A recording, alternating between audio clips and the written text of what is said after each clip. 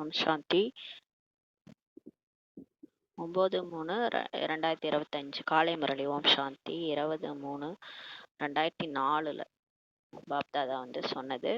பாப்தாதா மதுபன் தாதி உடல சிவத்தந்தையும் பிரம்ம தந்தையும் அவதரிச்சு நமக்காக சொன்ன முரளி இது. நம்மலாம் இறைமானவர்கள் மிக கவனமா ஆத்மா அபிமானி நிலையிலிருந்து இந்த முரளியை நம்ம கேட்கலாம்.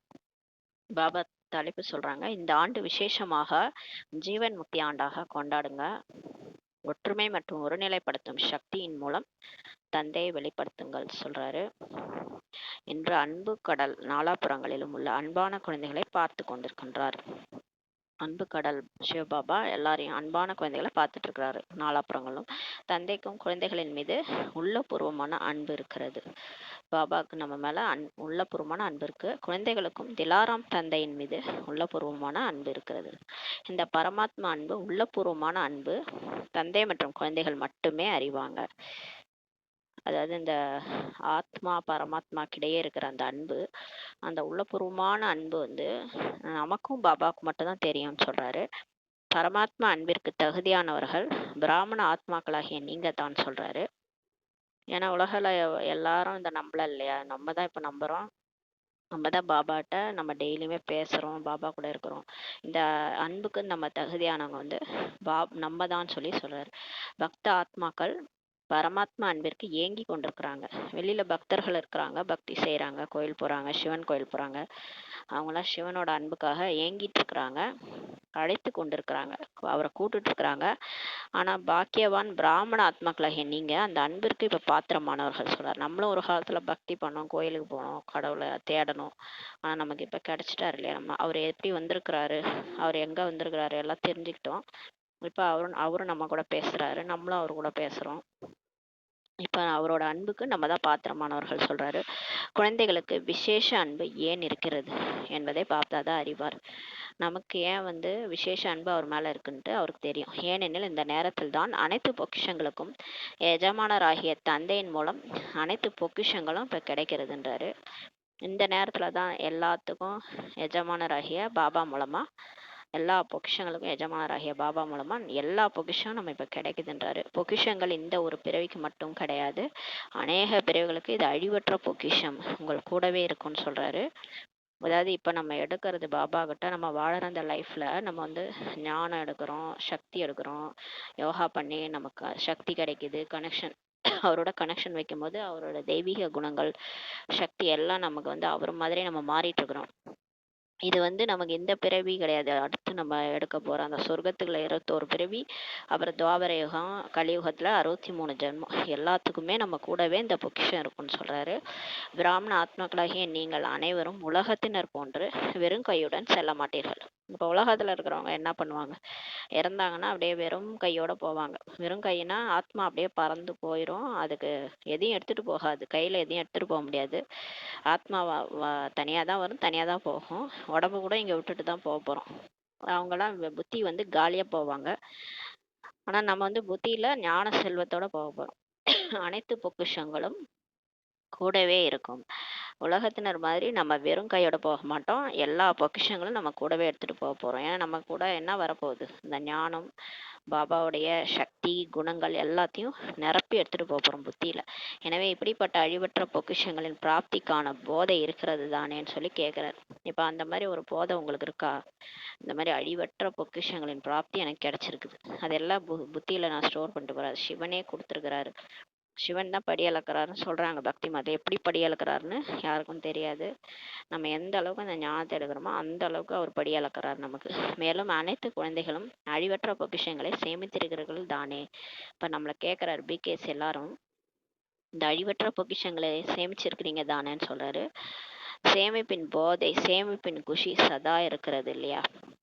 ஒவ்வொருவரின் முகத்திலும் பொக்கிஷங்கள் சேமிப்பின் ஜொலிப்பு தென்படுகிறதுன்னு சொல்றாரு. இப்போ நம்ம முகத்துல இந்த பொக்கிஷங்களோட சேமிப்பின் ஜொலிப்பு, அதனால்தான் முகம் ஜொலிப்பாகுது, அப்படியே ஜொலிக்குது.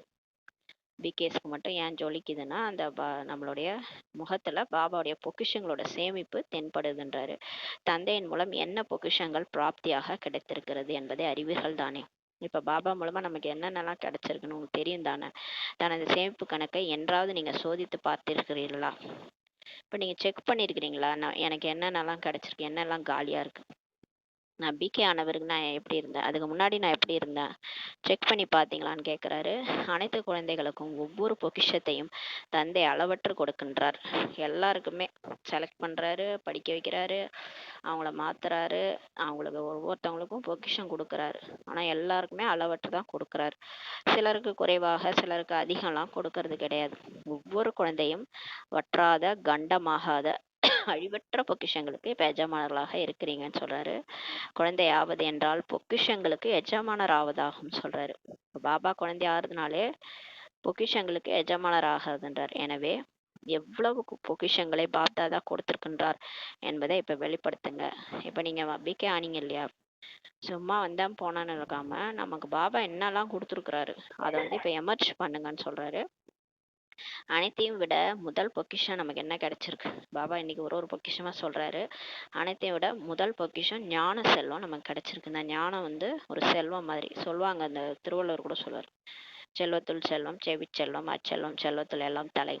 இந்த காது மூலமா கேட்குற செல்வம் வந்து கல்வி செல்வம், அதுதான் ஞான செல்வம். இப்ப சிவனே வந்து பேசிட்டு இருக்காரு, நம்ம அவர்கிட்ட இருந்து இந்த ஞானத்தை காது மூலமா எடுக்கிறோம், செவிச்செல்வம்.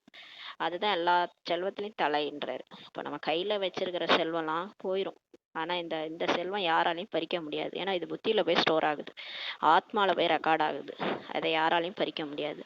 அப்ப அந்த மாதிரி படியால இருக்கிறாரு சிவன். இப்போ ஆக அனைவருக்கும் ஞான செல்வம் இப்ப கிடைத்திருக்கிறதான்னு சொல்லி கேட்கிறாரு. கிடைத்திருக்கிறதா அல்லது அடைய வேண்டுமான்னு சொல்லி சொல்றாரு. நல்லது. சேமிப்பாகவும் இருக்கிறதா?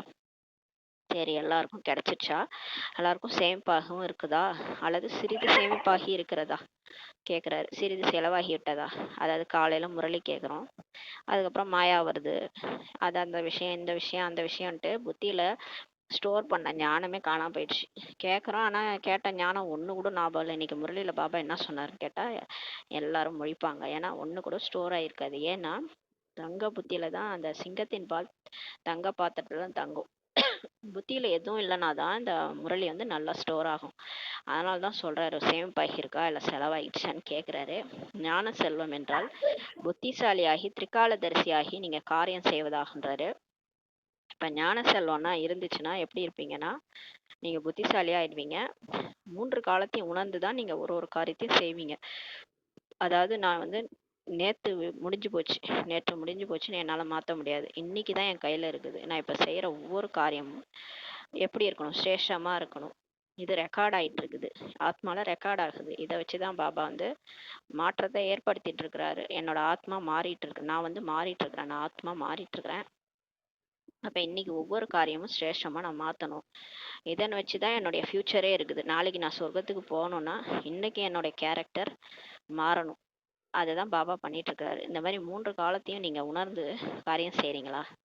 அப்ப நீங்க எண்ணம் சொல் செயல்ல ஒவ்வொருத்தவங்களுக்கும் சுகம் தான் கொடுக்கணும். பாபா எப்படி இருக்கிறாரு, சுகத்தின் வள்ளல், சுகம் அளிக்கக்கூடிய வள்ளல். அப்ப அவரை மாதிரி நம்ம சுகம்தான் கொடுக்கணும். அந்த மாதிரி இருந்தோம்னா தான் நம்ம வந்து சத்தியுகத்துக்கு போக முடியும். ஏன்னா சத்தியுகன்றது சுகதாமம், இல்லைன்னா நரகத்துக்கு தான் நம்ம போவோம். அந்த மாதிரி இதை இப்போ வந்து திரிகாலதரிசியாகி நீங்க காரியம் செய்யறது தான் வந்து புத்திசாலின்றாரு. ஞானம் நிறைந்தவர்களாக இப்ப ஆக வேண்டும். இப்ப நீங்க புத்தியில ஞானம் நிறைய ஸ்டோர் பண்ணிக்கணும், அப்பதான் எப்படி நடந்துக்கணும்னு தெரியும். நிறைந்த ஞானம் மற்றும் 3 காலங்களின் ஞானத்தை புரிஞ்சுக்கிட்டு ஞான செல்வத்தை காரியத்தில் பயன்படுத்த வேண்டும் சொல்றாரு. இப்ப ஞானத்தை நல்லா புரிஞ்சுக்கிட்டு 3 காலமும், இந்த 3 காலமும் நான் வந்து நேத்து இப்படி இருந்தேன், இன்னைக்கு இப்படி ஆயிட்டு இருக்கேன், நாளைக்கு என்னவாக போறேன், அதுக்கு நான் இன்னைக்கு எப்படி செயல் செய்யணும், எல்லாமே ரெக்கார்ட் ஆயிட்டு இருக்குது. நேத்து செஞ்சதெல்லாம் ரெக்கார்ட் ஆயிடுச்சு. நேத்து நான் என்ன பண்ணணும் அதை என்னால மாத்த கூட முடியாது, அந்த அளவுக்கு ரெக்கார்ட் ஆயிடுச்சு. இன்னைக்கு நான் செஞ்சிட்டு இருக்கிறது ஒன்னு ரெக்கார்ட் ஆக போகுது. ரெக்கார்ட் ஆக போகுதுன்னா நான் ரொம்ப ஜாக்கிரதையா பாபா சொன்ன ஸ்ரீமத் படி நடந்தாதான் நான் தேவதையாக முடியும் அப்படின்னு அந்த உணர்ந்து நம்ம வந்து செயல் செய்யணும். அதனால ஞானத்தை புரிஞ்சு கொண்டு ஞான செல்வத்தை காரியத்துல இப்ப பயன்படுத்தணும்னு சொல்றாரு. நம்ம கேட்ட ஞானத்தை பாபா வந்து அந்த மாதிரி நம்மளை பார்க்க விரும்புறாரு. அதனாலதான் முரளியில நமக்கு சொல்றாரு, இந்த மாதிரி நீங்க மாறுங்க, அப்பதான் தேவதையாக முடியும்ட்டு நம்மளை தினம் தினம் மாத்திட்டு இருக்கிறாரு. இந்த ஞான பொக்கிஷத்தின் மூலம் நடைமுறை வாழ்க்கையில் ஒவ்வொரு காரியத்தில் பயன்படுத்துவதன் மூலம் விதியின் மூலம் வெற்றி கிடைக்கிறதுன்னு சொல்றாரு. இப்ப இந்த ஞானத்தை கேட்டோம்ல, இந்த காதுல கேட்டோம் அந்த காதுல விட்டோம்ட்டு இருக்க முடியாது. இப்ப சாதாரணமா ஸ்கூல்லயே நம்ம வந்து படிப்பு படிக்கிறாங்க, இப்ப இன்ஜினியரிங் படிக்கிறாங்க, அதெல்லாம் இந்த காதுல வாங்கி அந்த காதுல விட்டா அவங்க எப்படி வேலைக்கு போவாங்க? எல்லாம் மறந்து போயிரும் இல்லையா? எப்படியா இருந்தாலும் ஒரு சில பாயிண்ட்ஸ் வேலை இடத்துல நமக்கு தேவைப்படும். அதனால எல்லாத்தையும் நம்ம நடைமுறையில அத பயன்படுத்தினா தான் நாலேட்ஜ் வந்து புத்தியில இருக்கும். அதனால சொல்றாரு, இப்ப நீங்க என்ன ஞானம் கேட்குறீங்களோ இந்த காதுல வாங்கி அந்த காதுல விடக்கூடாது. அத வந்து பிராக்டிகலா நம்ம லைஃப்ல அப்ளை பண்ணணும். ஒவ்வொரு காரியத்திலயும் பயன்படுத்துவது மூலம் தான் உங்களுக்கு வெற்றியே கிடைக்கிறதுன்றாரு. அநேக பந்தனத்திலிருந்து உங்களுக்கு முக்தி மற்றும் ஜீவன் முக்தி இப்ப கிடைக்கிறதுன்றாரு. அனுபவம் செய்றீங்களா? நீங்க எவ்வளோ பாபா நம்மள விடுபட வச்சிருக்கிறாரு. நமக்கு எல்லா பந்தனத்துல இருந்து முக்தி கிடைக்குது. ஜீவன் முக்தியும் கிடைக்குது. ரொம்ப ரிலாக்ஸ் ஆயிட்டு இருக்கிறோம் இப்ப நம்ம. இதை நீங்க அனுபவம் செய்றீங்களான்றாரு. சத்தியுகத்தில் ஜீவன் முக்தி கிடைக்கும் என்பதெல்லாம் கிடையாதுன்றாரு. சொர்க்கத்துல போய் தான் நமக்கு ஜீவன் முக்தி கிடைக்கும்லாம் கிடையாது. இப்போதே இந்த சங்கமயுக வாழ்க்கையிலும் அநேக எல்லைக்குட்பட்ட பந்தனத்திலிருந்து நீங்க உங்களுக்கு முக்தி கிடைத்து விடுகிறதுன்றாரு.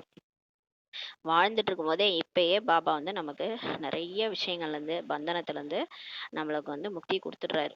முக்தி கிடைச்சிருது நமக்கு. எப்படின்னா நம்ம நடத்தை நம்ம மாற்றிக்கிறோம். நம்ம சுய மாற்றம் வந்து டோட்டலா சுத்தி இருக்கிறவங்கள மாற்றம் செய்யுது. அதனால பந்தனத்தெல்லாம் குறைக்கிறாரு இப்போ. முன்னாடி ரொம்ப டைட்டா ட்ரெஸ் போட்டிருந்த மாதிரி இருந்தது. இப்போ வந்து லூஸா ட்ரெஸ் போட்டிருக்க மாதிரி இருக்குது. எப்போ வேணாலும் கட்டிட்டு போகலான்ற மாதிரி, கட்டிட்டு வேற ட்ரெஸ் மாட்டிக்கலான்ற மாதிரி பாபா வந்து கொண்டு போறாரு லைஃபை. அப்போ பந்தனத்தெல்லாம் ரொம்ப லூஸ் பண்ணி விடுறாரு. அதான் ஜீவன் முக்தி இப்பயே வாழும்போதே எல்லாருக்கும் ஃப்ரீயா வந்து வாழ வைக்கிறாரு. அதனாலதான் இந்த ஞானம் வந்து நமக்கு நடைமுறை வாழ்க்கையில உதவுதுன்றாரு. வாழ்க்கையை பந்தனமற்றதாக இப்ப ஆகி விடுகிறதுன்னு சொல்றாரு. அறிவீர்கள் அல்லவா? எத்தனை பந்தனம் வந்து இப்ப விடுபட்டுட்டீங்க பாருங்க. நீங்க பிகே ஆனதுல இருந்து எவ்வளவு உங்களுக்கு பிரச்சனை இருந்திருக்கும். எல்லாமே அதுல இருந்தெல்லாம் பாபா விடுபட வச்சுட்டாரு. எத்தனை விதமான ஐயோ ஐயோ என்பதுல இருந்து முக்தியாகி விட்டீங்க இப்பன்னு சொல்றாரு. மேலும் சதா ஐயோ ஐயோ என்பது நீங்கி ஆஹா ஆஹா என்ற பாடல் பாடிக்கொண்டே பெருக்கிறீங்க. ஒருவேளை ஏதாவது ஒரு விஷயத்தில் வாயினால் அல்ல சங்கல்பத்திலும் கூட கனவிலும் கூட ஐயோ என்பது வந்து விட்டால், இப்ப ஏதாவது ஒரு விஷயம் வாயில கூட நம்ம சொல்லல, ஆனா எண்ணத்திலேயோ இல்ல கனவுல ஏதோ ஒரு கனவு கண்டு பயந்து ஐயோன்னு கத்துறோம் அப்படின்னா நமக்கு ஜீவன் முக்தி நிலை இல்லைன்றாரு. தெரிஞ்சுக்கோங்க, நீங்க இன்னும் உடல்ல இருந்து முக்தி அடையல, பந்தனத்துல இருந்து முக்தி அடையல. இன்னுமே உங்களுக்கு அட்டாச்மெண்ட் இருக்குது சில பொருள் மேல, வஸ்து மேல. நம்மளுடைய ஏதாவது இப்ப சிலருக்கு வந்து ஏதாவது தொலைஞ்சு போன மாதிரி கனவு வரும். அது கூட ஐயோன்ட்டு எழுந்திருப்பாங்க. அப்ப அந்த பொருள் மேல நமக்கு இன்னும் பற்று இருக்கு. அப்புறம் சிலருக்கு இந்த உறவினர்களுக்கு ஏதாவது ஆன மாதிரி கனவு வரும். அப்ப ஐயோன்னு எழுந்திருப்போம் அந்த மாதிரி. அப்ப அவங்க மேல பற்று இருக்குன்னு அர்த்தம். அதெல்லாம் கனவுல வந்து காட்டுறாரு பாபா. இதெல்லாம் உங்களுக்கு பற்று இருக்கு. அப்ப நமக்கே உடம்பு சரியில்லாத மாதிரி, நமக்கே ஏதோ ஆன மாதிரிலாம் கனவு வரும். அப்ப நம்ம உடல் மேல பற்று இருக்கு இன்னும். அப்ப இந்த மாதிரி நமக்கு ஐயோன்ட்டு கனவுல கூட நமக்கு வரக்கூடாதுன்னு சொல்றாரு. அந்த மாதிரி வந்தா உங்களுக்கு வந்து ஜீவன் முக்தி இன்னும் நிலை இல்லைன்றாரு. ஆஹா ஆஹா ஆஹான்னு தான் இருக்கணும். கனவுல கூட ஆஹா ஆஹான்னு தான் இருக்கணும்ன்றாரு. அந்த மாதிரி ஒரு கனவே வரக்கூடாது. அப்பதான் நம்ம புத்தியில எந்த ஒரு பற்றும் இல்லை. நமக்கு ரொம்ப ரொம்ப ஃப்ரீயா இருக்கிறோம். இந்த ட்ரெஸ் வந்து ரொம்ப ஃப்ரீயா நம்ம போட்டுட்டு இருக்கிறோம். இந்த உடல் என்ற ட்ரெஸ்ஸை ரொம்ப ஃப்ரீயா போட்டுட்டு இருக்கோம், லூஸா போட்டுட்டு இருக்கோம். எந்த பந்தனமும் இல்லை. ஆத்மா வந்து ரொம்ப ஜீவன் முக்தி நிலையில அதுவும் சுகமா இருக்கு, மற்றவங்களுக்கும் சுகம் கொடுக்குது. அப்ப ஆஹா ஆஹான்னு இருக்குது ஆத்மா. அந்த மாதிரி நான் மாறிட்டேனா செக் பண்ணுங்க. இவ்வாறு இருக்கிறீங்களான்னு சொல்லி கேட்கிறார் பாபா. தாய்மார்கள் ஐயோ ஐயோ என்று கூறுவதில்லை தானே. தாய்மார்களுக்கு நிறைய பந்தனம் இருக்கும். அதனால தான் நம்மளை கேட்கிறாரு. குழந்தைகள், கணவர், எல்லாரும் சுற்றி உறவினர்கள்லாம் எல்லார் மேலேயும் பந்தனம் வச்சிருப்பாங்க. அதனாலதான் கேட்கிறாரு. ஐயோ ஐயோ என்று கூறுவதில்லை தானேன்னு சொல்லி கேட்கிறாரு. இல்லை தானே, அவ்வப்போது வந்து விடுகிறதான்னு சொல்லி கேட்கிறாரு. பாண்டவர்களுக்கு வருகிறதான்னு கேட்கிறாரு. மனதில் கூறாவிட்டாலும் மனதில் சங்கல்பத்திலும் கூட ஏதாவது ஒரு விஷயத்தில் ஐயோ என்று கூறினால் பறக்கவே முடியாதுன்றாரு. நீங்க மனதுல சொல்லல, இருந்தாலும் எண்ணத்துல கூட ஏதாவது ஒரு விஷயத்துல உங்களுக்கு ஐயோ அப்படிலாம் நடக்கூடாது அப்படின்னு நம்ம நினைக்கிறோம் அப்படின்னா அப்ப கூட உங்களால ஃபரிஸ்தா மாதிரி பறக்க முடியாது. ஆத்மா வந்து கீழே பிடிச்சி இழுக்குதுன்னு அர்த்தம். கீழே வந்து அந்த புவியீர்ப்பு சக்தி நம்மளை பிடிச்சி இழுக்குது. நம்மளால ஃபரிஸ்தாவா பறக்க முடியாது, பாபா கிட்ட போக முடியாது. அப்ப நிறைய பந்தனத்துல மாட்டிட்டு இருக்கிறோம். ஐயோன்னே வரக்கூடாதுன்றாரு. ஐயோ என்றால் பந்தனம் மற்றும் பறப்பது.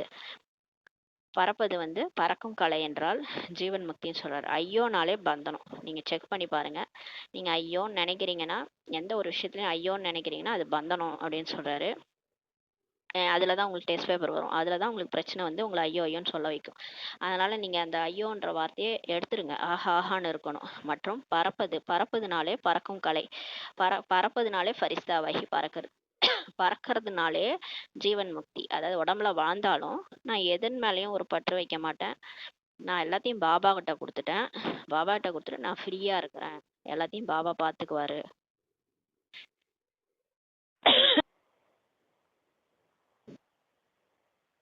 எல்லாத்தையும் பாபா பார்த்துக்குவாருன்னு சொல்லிட்டு நம்ம ஃப்ரீயாக இருக்கிறது வந்து பந்தன் முக்தி ஜீவன் முக்தின்னு சொல்கிறாரு. எனவே இப்போ சோதனை செய்யுங்க. இப்போ நீங்கள் செக் பண்ணுங்கள். இப்போ நம்ம செக் பண்ணணும், நமக்கு எது எதெல்லாம் ஐயோ ஐயோன்னு இருக்குது, எது எதெல்லாம் ஆஹா ஆஹான்னு இருக்குது, இப்போ எது வரைக்கும் நம்ம வந்துருக்குறோன்றதை செக் பண்ணணும். ஏன்னா இதெல்லாம் வந்து சூட்சமாக இருக்குது. இப்போ இதெல்லாம் நம்மளை மாற்றிட்டு இருக்கிறார் பாபா.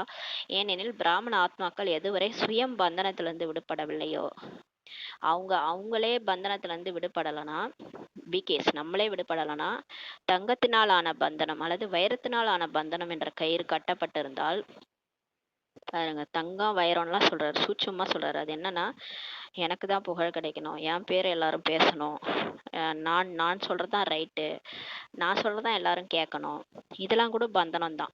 இது வந்து அகங்காரத்தினுடைய பந்தனம். அதாவது நான் சொன்னதான் ரைட்டு, நான் சொன்னதான் எல்லாரும் கேட்கணும், என் இஷ்டப்படி தான் ட்ராமால எல்லாம் நடக்கணும், என் இஷ்டப்படி தான் எல்லாரும் நடக்கணும். இது கூட தங்கம் மற்றும் வைரத்தினாலான பந்தனம். அந்த புகழ், எல்லாரும் என்னை புகழணும், என்னை இழந்தா யாரும் பிடிக்காது, ஆனா எல்லாரும் என்னை புகழணும். அதனால தேவதைகளுடைய நிலையே வந்து இகழ் புகழ் ரெண்டுத்துலேயும் அப்பாற்பட்டு இருக்கிறதா. புகழ்ந்தாலும் அதை ஏற்றுக்கூடாது, இழந்தாலும் அதை ஏற்றுக்கூடாது. ரெண்டுமே நம்ம உள்ளார வரவே கூடாது. ஆத்மாக்குள்ளார இழந்தாலும் உட்காந்து அழக்கூடாது, புகழ்ந்தாலும் பெருமையாக நினச்சிக்கூடாது. இதுதான் வந்து தேவதைகளுடைய நிலையே. அதுதான் வந்து சொர்க்கத்தினுடைய நிலை, அதுதான் வைப்ரேஷனு. அப்போ அந்த மாதிரி நம்ம இருக்கணும். இந்த மாதிரி இந்த கயிறெல்லாம் முதல்ல நீங்கள் கட்டுப்பட்டிருக்கான்னு பாருங்கள். கட்டப்பட்டிருந்தால் அப்போ நமக்கே இந்த மாதிரியெல்லாம் இருக்குதுன்னா அப்புறம் நம்ம எப்படி மற்றவங்களுக்கு முக்தி கொடுக்க முடியும்? அதான் சொல்கிறாரு. அப்போ அனைத்து ஆத்மாக்களுக்காகவும் முக்தியின் கதவு திறக்க முடியாது. இப்போ நீங்கள் எல்லாத்துலேருந்து முக்தி அடையலைன்னா, நீங்கள் உங்கள் உடல், உறவினர்கள், நீங்கள் பொருளை கூட விட மாட்டீங்க, உங்கள் வீடு வாசலை விட மாட்டீங்க, உங்கள் குழந்தைகளை விட மாட்டீங்க, நீங்களே பிடிச்சி வச்சுக்கிறீங்க, நீங்களே முக்தி அடையலை, அப்புறம் நீங்களே உங்கள் புகழ் பெருமை என்ன தான் புகழணும், புகழ் பெருமைக்கு பின்னாடி போகிறீங்க, அதையும் நீங்கள் விடலை, எல்லாத்தையும் நீங்கள் பிடிச்சி வச்சிருக்கிறீங்க, ஒரு பிகேவுமே மாறலை, அப்புறம் எப்படி உலகத்துக்கு முக்தியின் கதவு திறக்கும்ன்றாரு. நீங்கள் முக்தி அடைஞ்சாதான், நீங்கள் எல்லாத்துலேருந்து விடுபட்டாதான் உங்களை தேடி வர்றவங்களுக்கு நீங்கள் முக்தியை கொடுக்க முடியுன்றாரு. நீங்கள் பந்தன் முக்தி ஆவதன் மூலம் அனைத்து ஆத்மாக்களுக்கும் முக்திக்கான கதவு திறக்கப்பட்டு விடும் சொல்கிறார். நீங்கள் என்னைக்கு எல்லாத்துலேருந்து முக்தி அடைகிறீங்களோ அன்னைக்கு எல்லா ஆத்மாக்களுக்கும் முக்திக்கான கதவு திறக்கப்பட்டு விடும் சொல்கிறாரு. இப்போ அவரால் எல்லாருக்கும் முக்தி கொடுக்க முடியாது. ஏன்னா உலகத்தார் வந்து அவரை கூப்பிடல யாரும், அவங்க யாரையோ கூப்பிட்டுட்டு இருக்கிறாங்க. அந்த யாரோ இருக்கிறாங்களோ அவங்க யாரும் ரெடி ஆகலை. அவங்களாம் ரெடி ஆனதான் முக்தியோட கதவு திறக்கும்னு சொல்கிறாரு. அதனால் சிவனை யார் நினைக்கிறாங்களோ, சிவன்கிட்டருந்து சக்தி வாங்கி ரெடி ஆயிட்டாங்கன்னா, அப்போ வந்து சிவசக்தி ரெடி ஆயிட்டாங்கன்னா, அந்த சிவசக்தியை நம்பி இருக்கிறாங்கள மக்கள்கள், யாரெல்லாம் மக்கள் இருக்காங்களோ அவங்களுக்குலாம் அப்போ தான் முக்தி கிடைக்கும்னு சொல்கிறாரு. அதனால் நீங்கள் ரெடி ஆகுங்க. நீங்களே இன்னும் பந்தனத்திலிருந்து விடுபடலைன்னா எப்படி உலகத்துக்கு முக்தி கிடைக்குன்றாரு. எனவே கதவு திறப்பதற்கு அல்லது அனைத்து ஆத்மாக்களையும் துக்கத்திலிருந்து, அசாந்தியிலிருந்து முக்தி கொடுக்கும் பொறுப்பு உங்களிடம்தான் இருக்கிறதுன்னு சொல்கிறாரு. எனவே எனது பொறுப்பை நான் எந்த அளவுக்கு கடைபிடித்திருக்கிறேன் என்று சோதியுங்கள். இப்போ உங்கள் தலை மேலே பொறுப்பு இருக்குது, இந்த பொறுப்பை நீங்கள் நிறைவேற்றுவீங்களா, எந்த அளவுக்கு நீங்கள் கடைபிடிக்கிறீங்கன்ட்டு இப்போ செக் பண்ணுங்கள். அப்போ ஒவ்வொரு பிகேஎஸ் தலையிலையும் பொறுப்பு இருக்குது. ஏன்னா நம்மளை தான் செலக்ட் பண்ணியிருக்காரு கடவுள். உலகத்தில் இருக்கிறவங்கள செலக்ட் பண்ணல, அவங்கள மாற்றலை, நம்மளை தான் மாற்றிட்டு இருக்கிறாரு. ஒவ்வொரு பிகேஸையும் மாற்றிட்டு இருக்கிறாரு. நீங்கள் அனைவரும் பாப்தாதாவுடன் உலக மாற்றம் செய்வதற்கான காரியத்தின் ஒப்பந்தம் எடுத்திருக்கிறீங்க. நம்ம வந்து என்ன பண்ணியிருக்கோம், பிகே ஆகலை, சாதாரணமாக பாபா குழந்தைய ஆகலை, நம்ம தலையில பொறுப்பு வச்சிருக்கிறாரு. உலக மாற்றம் செய்வதற்கான ஒப்பந்தம் நம்ம வந்து எடுத்திருக்கிறோன்றாரு. நம்ம கையெழுத்து போட்டுட்டோம், ஒப்பந்தக்காரர்களாக இப்போ இருக்கிறீங்க, பொறுப்பாளர்களாக நீங்கள் தான் இருக்கிறீங்க. அப்போ உலக மாற்றம் என்ற பொறுப்பு கிரீடம் உங்கள் தலையில் வச்சிருக்கிறாரு. தந்தை விரும்பினால் அனைத்தையும் செய்து விட முடியும். அவர் நினச்சா அவர் எல்லாத்தையும் ஒரு செகண்டில் மாற்றிட முடியும். இந்த உலகத்தையே டப்புனு இப்பயே அழிச்சு எல்லாத்தையும் முடிச்சு அவரால் நினச்சா ஒரு செகண்டில் முடிச்சிடுவார். ஆனால் தந்தைக்கு குழந்தைகளின் மீது அன்பு இருக்கிறது. ஏன் அவர் அந்த மாதிரி பண்ணலை? அப்போ நம்ம நீ எப்படி வேணா போ அப்படின்னு சொல்லிட்டு எல்லாரையும் ஒட்டுமொத்தமாக இப்பயே கூட முடிச்சுட்டு விநாசம் பண்ணிட்டு கூட்டு போக முடியும். ஆனாலும் பண்ணலை அவர். ஏன்னா நம்ம மேலே பாபாவுக்கு அன்பு இருக்கிறது. ஆனால் தனியாக செய்ய விரும்பவில்லை. அவர் மட்டுமே அந்த வேலையை செய்ய அவர் விரும்பலை. அவருக்கு பேர் வந்துடும் இல்லையா, அவர் தான் பண்ணாருன்ட்டு. அவர் வந்து நம்மளை வச்சு தான் செய்ய வைக்கிறாரு. அவதாரம் எடுத்த உடனேயே குழந்தைகளாகிய உங்களையும் அவதரித்து விட்டார். அவர் எப்போ வந்தாரோ அப்போ நம்மளையும் அவதரிக்க வச்சுட்டாரு. சிவராத்திரி கொண்டாடினீங்க அல்லவா? யாருக்கு நீங்கள் சிவராத்திரி கொண்டாடினீங்க? சிவராத்திரின்றது பர்த்டே பார்ட்டி. யாருக்கு பர்த்டே பார்ட்டி கொண்டாடினீங்க? உங்கள் அனைவருக்காகவும் கொண்டாடினீர்கள் அல்லவா? நம்ம எல்லாருக்காக தானே சிவராத்திரி கொண்டாடணும். தந்தைக்கு ஆரம்பத்துல இருந்து கடைசி வரைக்கும் துணையாக நீங்க தான் இருக்கிறீங்கன்னு சொல்றாரு. இந்த போதை இருக்கிறதா உங்களுக்கு? ஆரம்பத்துல இருந்து கடைசி வரை துணையாக இருக்கின்றோம். இந்த போதை இருக்கா? பகவானுக்கு துணையாக இருக்கிறீங்க. யாராவது இந்த மாதிரி இருக்க முடியுமா? உலகத்துல கடவுளுக்கே துணையாக நீங்க இருக்கிறீங்க. ஆக இந்த ஆண்டின் கடைசி சந்திப்பில் அனைத்து குழந்தைகளிடத்திலும் இதேதான் பாபா விரும்புகின்றார். என்ன விரும்புகிறேன் என்று சொல்லட்டுமான்றாரு. செய்ய வேண்டியிருக்கும். வெறுமனே கேட்டால் மட்டும் போதாது. வெறுமனே காதல கேட்டா மட்டும் போதாது. செய்யணும். செய்ய வேண்டியிருக்கும். ஆசிரியர்கள் சரிதானேன்னு கேட்டு ஆசிரியர்களை கேட்கிறாரு. ஆசிரியர்கள் இப்ப கை உயர்த்துங்க. ஆசிரியர்கள் விசிறி அசைத்து கொண்டிருக்கிறாங்க. வெப்பமா இருக்கு. அந்த டைம்ல வந்து வெயிலா இருக்கு, வெப்பமா இருக்கு, அதனால விசிறி வீசிட்டு இருக்காங்க. நல்லது. அனைத்து ஆசிரியர்களும் செய்வீர்களா மற்றும் செய்விப்பீர்களான்னு கேட்கிறாரு. நீங்களும் செய்யணும். நீங்க எடுக்கிறீங்களேப்பா, உங்களை கருவியா சூஸ் பண்ணியிருக்காரு பாபா. பாபா வந்து அவங்க மூலமா தான் சொல்லிட்டு இருக்கிறாரு. அப்ப நீங்களும் மாறணும், அவங்களையும் செய்ய வைக்கணும்ன்றாரு. செய்விக்கவும் வேண்டும், செய்யவும் வேண்டும் சொல்றாரு பாபா. நல்லது. நீங்களும் செய்யணும், மற்றவங்களையும் செய்ய வைக்கணும். நல்லது. காற்றும் வீசிக்கொண்டே இருக்கிறது, கைகளையும் அசைத்து கொண்டிருக்கிறீர்கள். காட்சி நன்றாக இருக்கிறதுன்னு சொல்றாரு. மிக்க நன்று. ஆக பாப்தாதா இந்த சீசனின் கடைசியில் ஒரு புதுவிதமான தீபாவளி கொண்டாட விரும்புகிறாராம். புரிந்ததா? புதுவிதமான தீபாவளி கொண்டாட விரும்புகிறார். நீங்கள் அனைவரும் தீபாவளி கொண்டாட தயாரா இருக்கிறீங்களா அப்படின்னு சொல்லி கேட்கிறாரு. யார் தயாராக இருக்கிறீர்களோ அவங்க கை உயர்த்துங்க. அப்படியே ஆம் என்று கூறிவிடக்கூடாது. பாப்தாதாவை மகிழ்விப்பதற்காக கை உயர்த்தக்கூடாது, மனதார உயர்த்தணும். அடிக்கடி இதை சொல்றாரு.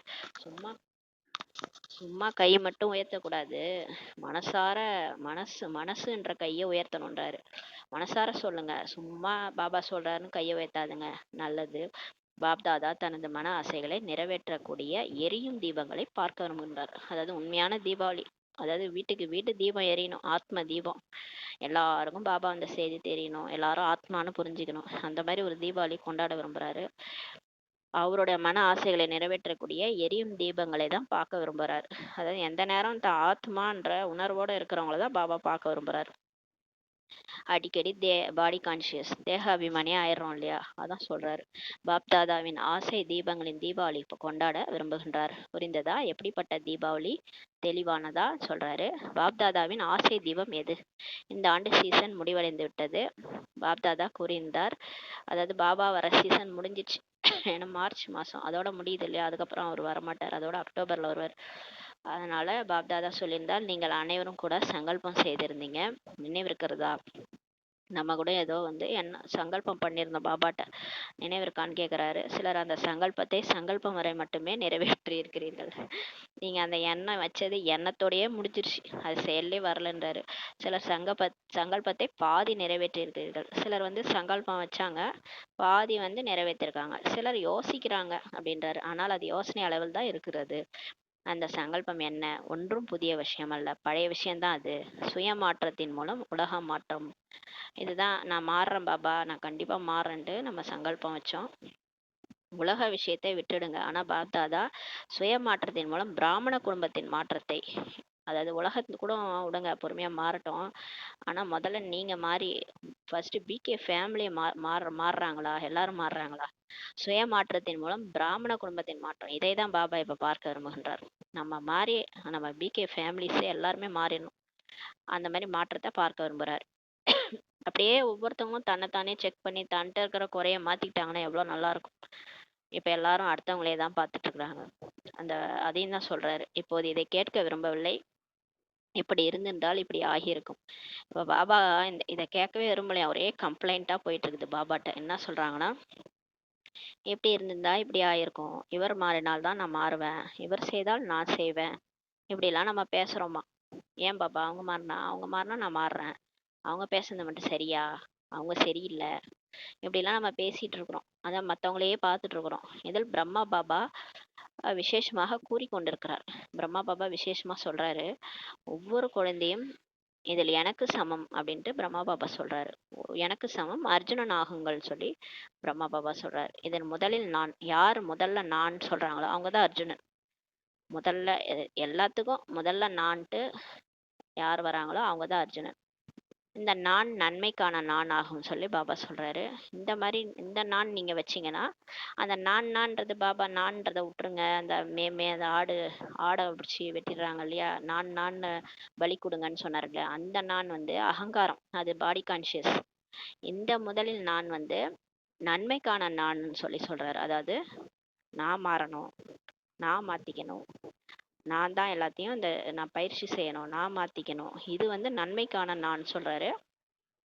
மற்றபடி எல்லைக்குட்பட்ட நான் நான் அந்த எல்லைக்குட்பட்ட நான் இருக்குல்ல, பாடி கான்சியஸ் நான் என்ற அகங்காரம், நான் யார் தெரியுமா, அந்த அகங்காரம் அது உங்களை கீழே விழ வைத்து விடும் சொல்றாரு. இதற்கு கதையும் கூட இருக்கிறது, ஒரு கதை கூட இருக்குன்றாரு. முதலில் நான் அர்ஜுனன். அர்ஜுனன் என்றாலே நம்பர் ஒன். யார் வந்து அடிபணிஞ்சு போறாங்களோ, முதல்ல நான் சொல்லிட்டு அடிபணிஞ்சு போறாங்களோ எல்லா விஷயத்துலயும், அவங்க வந்து அர்ஜுனன்றாரு. வரிசை கிரமம்லாம் கிடையாது, முதல் நம்பர். அதாவது யார் முதல்ல நான்ட்டு இறங்குறாங்களோ அவங்க வரிசை கிரமமே கிடையாது, அவங்க ஃபர்ஸ்ட் நம்பர்னு சொல்றாரு. அப்படிதான் பிரம்மா பாபா முதல்ல நான்ட்டு எல்லாத்துலயும் இந்த பயிற்சி பண்றது எல்லாத்துலயும் முதல்ல நான்ட்டுன்றாரு. இந்த புகழ் பெருமைக்கெல்லாம் பின்னாடி போயிட்டாரு. ஆக நீங்கள் 2ஆம் நம்பர் ஆக விரும்புறீங்களா அல்லது முதல் நம்பர் ஆக விரும்புறீங்களான்னு சொல்லி பாபா நம்மள கேக்குறாரு. சில காரியங்களில் பாப்தாதா பார்த்தாரு, கேலியான விஷயமாகுமா, ஏதோ ஒரு விஷயத்த சொல்றாரு, கேலியான விஷயமா இருந்ததா பாபாக்கு. குடும்ப விஷயத்தை கூறுகிறேன், குடும்பத்தினர் அமர்ந்திருக்கிறீர்கள் அல்லவா, ஏதோ குடும்பத்துல பார்த்த விஷயத்த சொல்றாரு. குடும்பத்தினர் இங்க இருக்கிறீங்களான்னு கேக்குறாரு. அப்படிப்பட்ட சில காரியங்களை செய்றீங்க, பாப்தாதாவிடம் செய்தி கூட வருது, சில காரியம் சில நிகழ்ச்சிகள் விசேஷமா விசேஷமான ஆத்மாக்களின் பொருட்டு நடைபெறும். ஆக பாப்தாதாவிடம் தாதிகளிடம் இதெல்லாம் செய்தி வருகிறது. ஏனெனில் சாக்காரத்தில் தாதிகள் இருக்கின்றனர். பாப்தாதாவிடம் சங்கல்பம் வந்தடைகிறது. என்ன சங்கல்பம் வந்தடைகிறதுனா, சாக்காரத்துல தாதி பொறுப்பா இருக்காங்க, ஆனா பாபாவுக்கு மேல வந்து எண்ணம் வருது. அதாவது இவங்க நினைக்கிறாங்க, அங்க பாபாட்ட எண்ணம் போகுது, இதில் எனக்கும் பெயர் ஏற்பட வேண்டும். என்னன்னா, குடும்பத்துல இருக்கிறவங்க நினைக்கிறாங்க, இதில் எனக்கும் பெயர் ஏற்பட வேண்டும். நான் குறைந்தவனா என்ன, எனக்கு ஏன் பெயர் கிடைக்கவில்லை, புகழ் பெருமைலாம் எனக்கு ஏன் வரல, என் பேரையும் அந்த லிஸ்ட்ல போட்டிருக்கணும்ல, நானும் குறைஞ்சவனா என்ன, என்னையே விட்டுட்டாங்க, எனக்கு ஏன் பேர் கிடைக்கல, இப்படி எல்லாம் வருது. தந்தை கூறுகின்றார், ஹே அர்ஜுனன் என்பதில் உன்னுடைய பேர் ஏன் இல்லை, இருக்க வேண்டும் தானேன்னு சொல்லி நம்மளை கேட்கிறாரு. சரி, இந்த லிஸ்ட்ல பேர் கேட்குறீங்களே, ஹே அர்ஜுனன் என்ற பேர் பாபா மேல வச்சிருக்கிறாரு ஒரு லிஸ்ட். ஹே அர்ஜுனன், அதுல ஏன் உங்க பேர் இல்ல, முதலில் நான்ட்டு இறங்கி நீங்க சேவை பண்ணீங்களா, சேவையில ஃபர்ஸ்ட் இறங்குனீங்களா, அப்போ உங்க பேர் அர்ஜுனன்ற லிஸ்ட்ல வந்திருக்கும்ல. அப்ப கேக்குறாரு, உன்னுடைய பேர் ஏன் வந்து ஹே அர்ஜுனன்ற லிஸ்ட்ல இல்ல, இருக்க வேண்டும் தானே அல்லது இருக்கக்கூடாதான்னு சொல்லி கேக்குறாரு. இருக்க வேண்டுமா, எதிரில் மகாரதிகள் அமர்ந்திருக்கிறாங்க, இருக்க வேண்டும் அல்லவா, இருக்க வேண்டுமான்னு சொல்லி கேக்குறாரு. ஆக பிரம்மா பாபா எது செய்து காண்பித்தாரோ யாரையும் அவர் பார்க்கல, இவர் செய்யல அவர் செய்யல, அதெல்லாம் பாபா பார்க்கவே இல்லை. ஒரு பாத்திரம் இருக்குது, விளக்கணும், அதை வந்து யாருமே செய்யலை அப்படின்னா நான் செய்யணும், ஃபர்ஸ்ட் நான் செய்யணும், அப்பதான் எல்லாரும் வந்து செய்வாங்க இல்லையா. அந்த மாதிரி பிரம்மா பாபா இருந்தாரு, எல்லாத்தையும் முதலில் நான்ட்டு இறங்கினாரு சேவையில.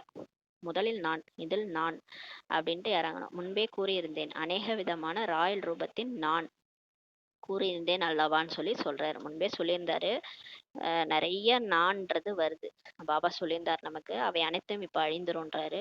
எனவே இந்த சீசனின் கடைசியில் பாப்தாதாவின் ஆசை என்னன்னா, பிரம்மாகுமார் பிரம்மாகுமாரி என்று கூறிக்கொள்ளும் ஏற்றுக்கொள்ளும் அறிந்திருக்கும் ஒவ்வொரு பிராமண ஆத்மாவும் ஒவ்வொரு குழந்தையும் சங்கல்பத்தில் இருக்கும் எல்லைக்குட்பட்ட பண்டனத்திலிருந்து இப்ப முக்தி அடைய வேண்டும். இப்ப பாபா நமக்கு என்ன சொல்றாருன்னா, அவரோட ஆசை என்னன்னா, நம்ம யாரெல்லாம் சொல்லிக்கிறோம், இப்ப பிகேன்னு நீங்க சொல்லிக்கிறீங்க இல்லையா, நீங்கெல்லாம் யார் பிகேன்னு உங்களை சொல்லிக்கிறீங்க, ஏத்துக்கிறீங்க, தெரிஞ்சு இருக்கிறீங்க, அவங்களாம் யார் யாரு, அந்த ஒவ்வொரு பிகேவும் ஒவ்வொரு குழந்தையும் சங்கல்பத்தில் இருக்கும் இந்த எல்லைக்குட்பட்ட பந்தனத்திலிருந்து நீங்க முக்தி அடையணும். உங்க எண்ணத்துல இருக்கு இல்லையா, அந்த எல்லைக்குட்பட்ட பந்தனம், இந்த எல்லாமே சூட்சுமமா இருக்கிற எல்லாத்தையும் விட சொல்றாரு. நான்ன்றது என்னுடையதுன்றது எல்லாத்தையும் விட சொல்றாரு, முக்தி அடையணும்ன்றாரு. பிரம்மா பாபாவிற்கு சமமாகணும், பந்தனங்கள்ல இருந்து முக்தி, ஜீவன் முக்தி ஆகணும். அதாவது முக்தின்னா வந்து அது வந்து ரொம்ப ஆழமா போகுது. முக்தின்னா நம்ம வந்து இந்த உடல்ல இருந்து முக்தி, இந்த உடல் அபிமானத்தை விடணும், உறவினர்கள் எல்லாரையும் பாபாட்ட ஒப்படைக்கணும், பொருள் மேல கூட ஆசை இருக்கக்கூடாது, எல்லாம் பாபா கொடுத்தாரு நான் பயன்படுத்துறேன் அவ்வளவுதான், இங்கேயே விட்டுட்டு போயிடுவேன், அந்த மாதிரி முக்தி அடையணும். அந்த மாதிரி ஒரு சின்ன சின்ன விஷயங்கள், சாப்பாடு, எல்லாத்துல இருந்தும் நம்ம முக்தி அடையணும். சாப்பாடு இருந்தாதான், ஃபேன் இருந்தாதான், ஃபோன் இருந்தாதான், இதெல்லாம் வந்து நம்ம பந்தனம். எல்லாத்துலயும் அது அது இருந்தாதான் அது இருந்தாதான் இவங்க இருந்தாதான் அப்படின்லாம் நம்ம இருக்கிறோம் இல்லையா? ஆத்மா வந்து எப்படி இருக்குன்னா கட்டப்பட்டு இருக்கு, கயிறுல வந்து கட்டப்பட்டு இருக்கு. அதனாலதான் அதால பறக்க முடியல, பாபாட்ட போக முடியல. இதெல்லாம் வந்து நமக்கு பந்தனம். இதையும் தாண்டி நிறைய சூட்சும பந்தனம் இருக்கு. என்னன்னா நான் தான், எனக்கு தான், என் பேர் தான், என்னுடைய புகழ் தான் அப்படின்ற மாதிரி ஒரு சூட்சும பந்தனங்கள்லாம் இருக்குது. அதில இருந்து கூட விடுபட்டாதான் பாபா கிட்டேயே போக முடியும். அதனாலதான் பாபா சொல்றாரு, சுத்தமா பாபா வேற நம்ம வேற. இப்ப அந்த மாதிரி நம்ம இருக்கிறோம். நம்ம உலகத்துல இருக்கிறோம், அவரு பரந்தாமத்துல இருக்கிறாரு. நமக்கும் அவருக்கும் ஏணி வச்சா கூட எட்டாது. ஏன்னா இவ்வளோ பந்தனத்துல நம்ம மாட்டிட்டு இருக்கிறோம். அவர் அப்படிலாம் மாட்டல, அவர் ஃப்ரீயா இருக்கிறாரு, ஃப்ரீ பேர்டு மாதிரி அவர் மேல இருக்கிறாரு. நம்ம வந்து பந்தனத்துல மாட்டிக்கின கூண்டுல இருக்கிற கிளி மாதிரி நம்ம மாட்டிட்டு இருக்கிறோம். அதனால இதெல்லாம் விட்டு பறந்தாதான் நம்மளால அவர்கிட்ட போய் கிட்டக போக முடியும். அதான் சொல்றாரு. அதுக்கு நம்ம அவரை நினைக்கணும், ஒன்றும் முயற்சி பண்ண தேவையில்ல. அவரை வந்து நினைச்சாலே போதும், அவர் எல்லாத்துல இருந்து விடுபட்டு விட்டுருவாரு. அப்ப அதான் கேக்குறாரு, இப்ப பிரம்மா பாபாவுக்கு சமம் பந்தனங்கள்ல இருந்து முக்தி, ஜீவன் முக்தி அடையணும், அடைவீங்களா? பிராமண வாழ்க்கை முக்தி, சாதாரண வாழ்க்கையில இருந்து முக்தி அல்லன்னு சொல்றாரு. இப்ப வந்து நம்ம சாதாரண வாழ்க்கையில இருந்து இப்ப எந்த வாழ்க்கைய வாழ்ந்துட்டு இருக்கோம்னா பிராமண வாழ்க்கைய வாழ்ந்துட்டு இருக்கிறோம். அதுல வேற புதுசு புதுசா கிளம்புது. கிணறு வெட்ட பூதம் கிளம்புன மாதிரி புதுசு புதுசா கிளம்புது. பிகே ஆன பிறகுதான் நிறைய பந்தனம் அது இதுன்னு வந்து போய் மாட்டிக்கிற மாதிரி, சிக்கிக்கிற மாதிரி இருக்கு. சேவையின் பந்தனம் எல்லாம் வேற நிறைய இருக்குது. எனது புகழ், எனது பெருமை, என்னோட சேவை, என் சென்டர், என் ஸ்டூடெண்ட்ஸ், இப்படியெல்லாம் வேற நிறைய கிளம்புது எங்க பார்த்தாலும். இதுல இருந்தெல்லாம் கூட முக்தி அடையணும். சாதாரண வாழ்க்கையில இருந்து முக்தி கிடையாது. சாதாரண வாழ்க்கை வந்து நம்ம லைஃப்ல பழைய லைஃப் வாழ்ந்தோம் இல்லையா, அதுல இருந்து முக்தி அல்ல, பிராமணன் லைஃப்ல இருந்து முக்தி சொல்றார் பாபா. அதுலதான் அடையணும். பிராமணன் சிரேஷ்ட ஜீவன் முக்தி இந்த ஆண்டு விசேஷமாக இதை கொண்டாடுங்கன்றாரு. இப்ப பிராமணன் பிகே லைஃப்ல சிரேஷ்ட ஜீவன் முக்தி நம்ம அடையணும் இந்த ஆண்டு, இந்த இதான் நீங்க கொண்டாடுங்கன்றாரு. ஒவ்வொரு ஆத்மாவும் எந்த அளவுக்கு தனது சூட்சும பந்தனங்களை இப்ப அறிவீங்களோ அந்த அளவுக்கு மற்றவங்க அறிந்திருக்க முடியாது. இப்ப நமக்கு தான் நம்மளுடைய குறை தெரியும், நம்மளுடைய சூட்சும பந்தனம் தெரியும், மத்தவங்களுக்கு தெரியாது.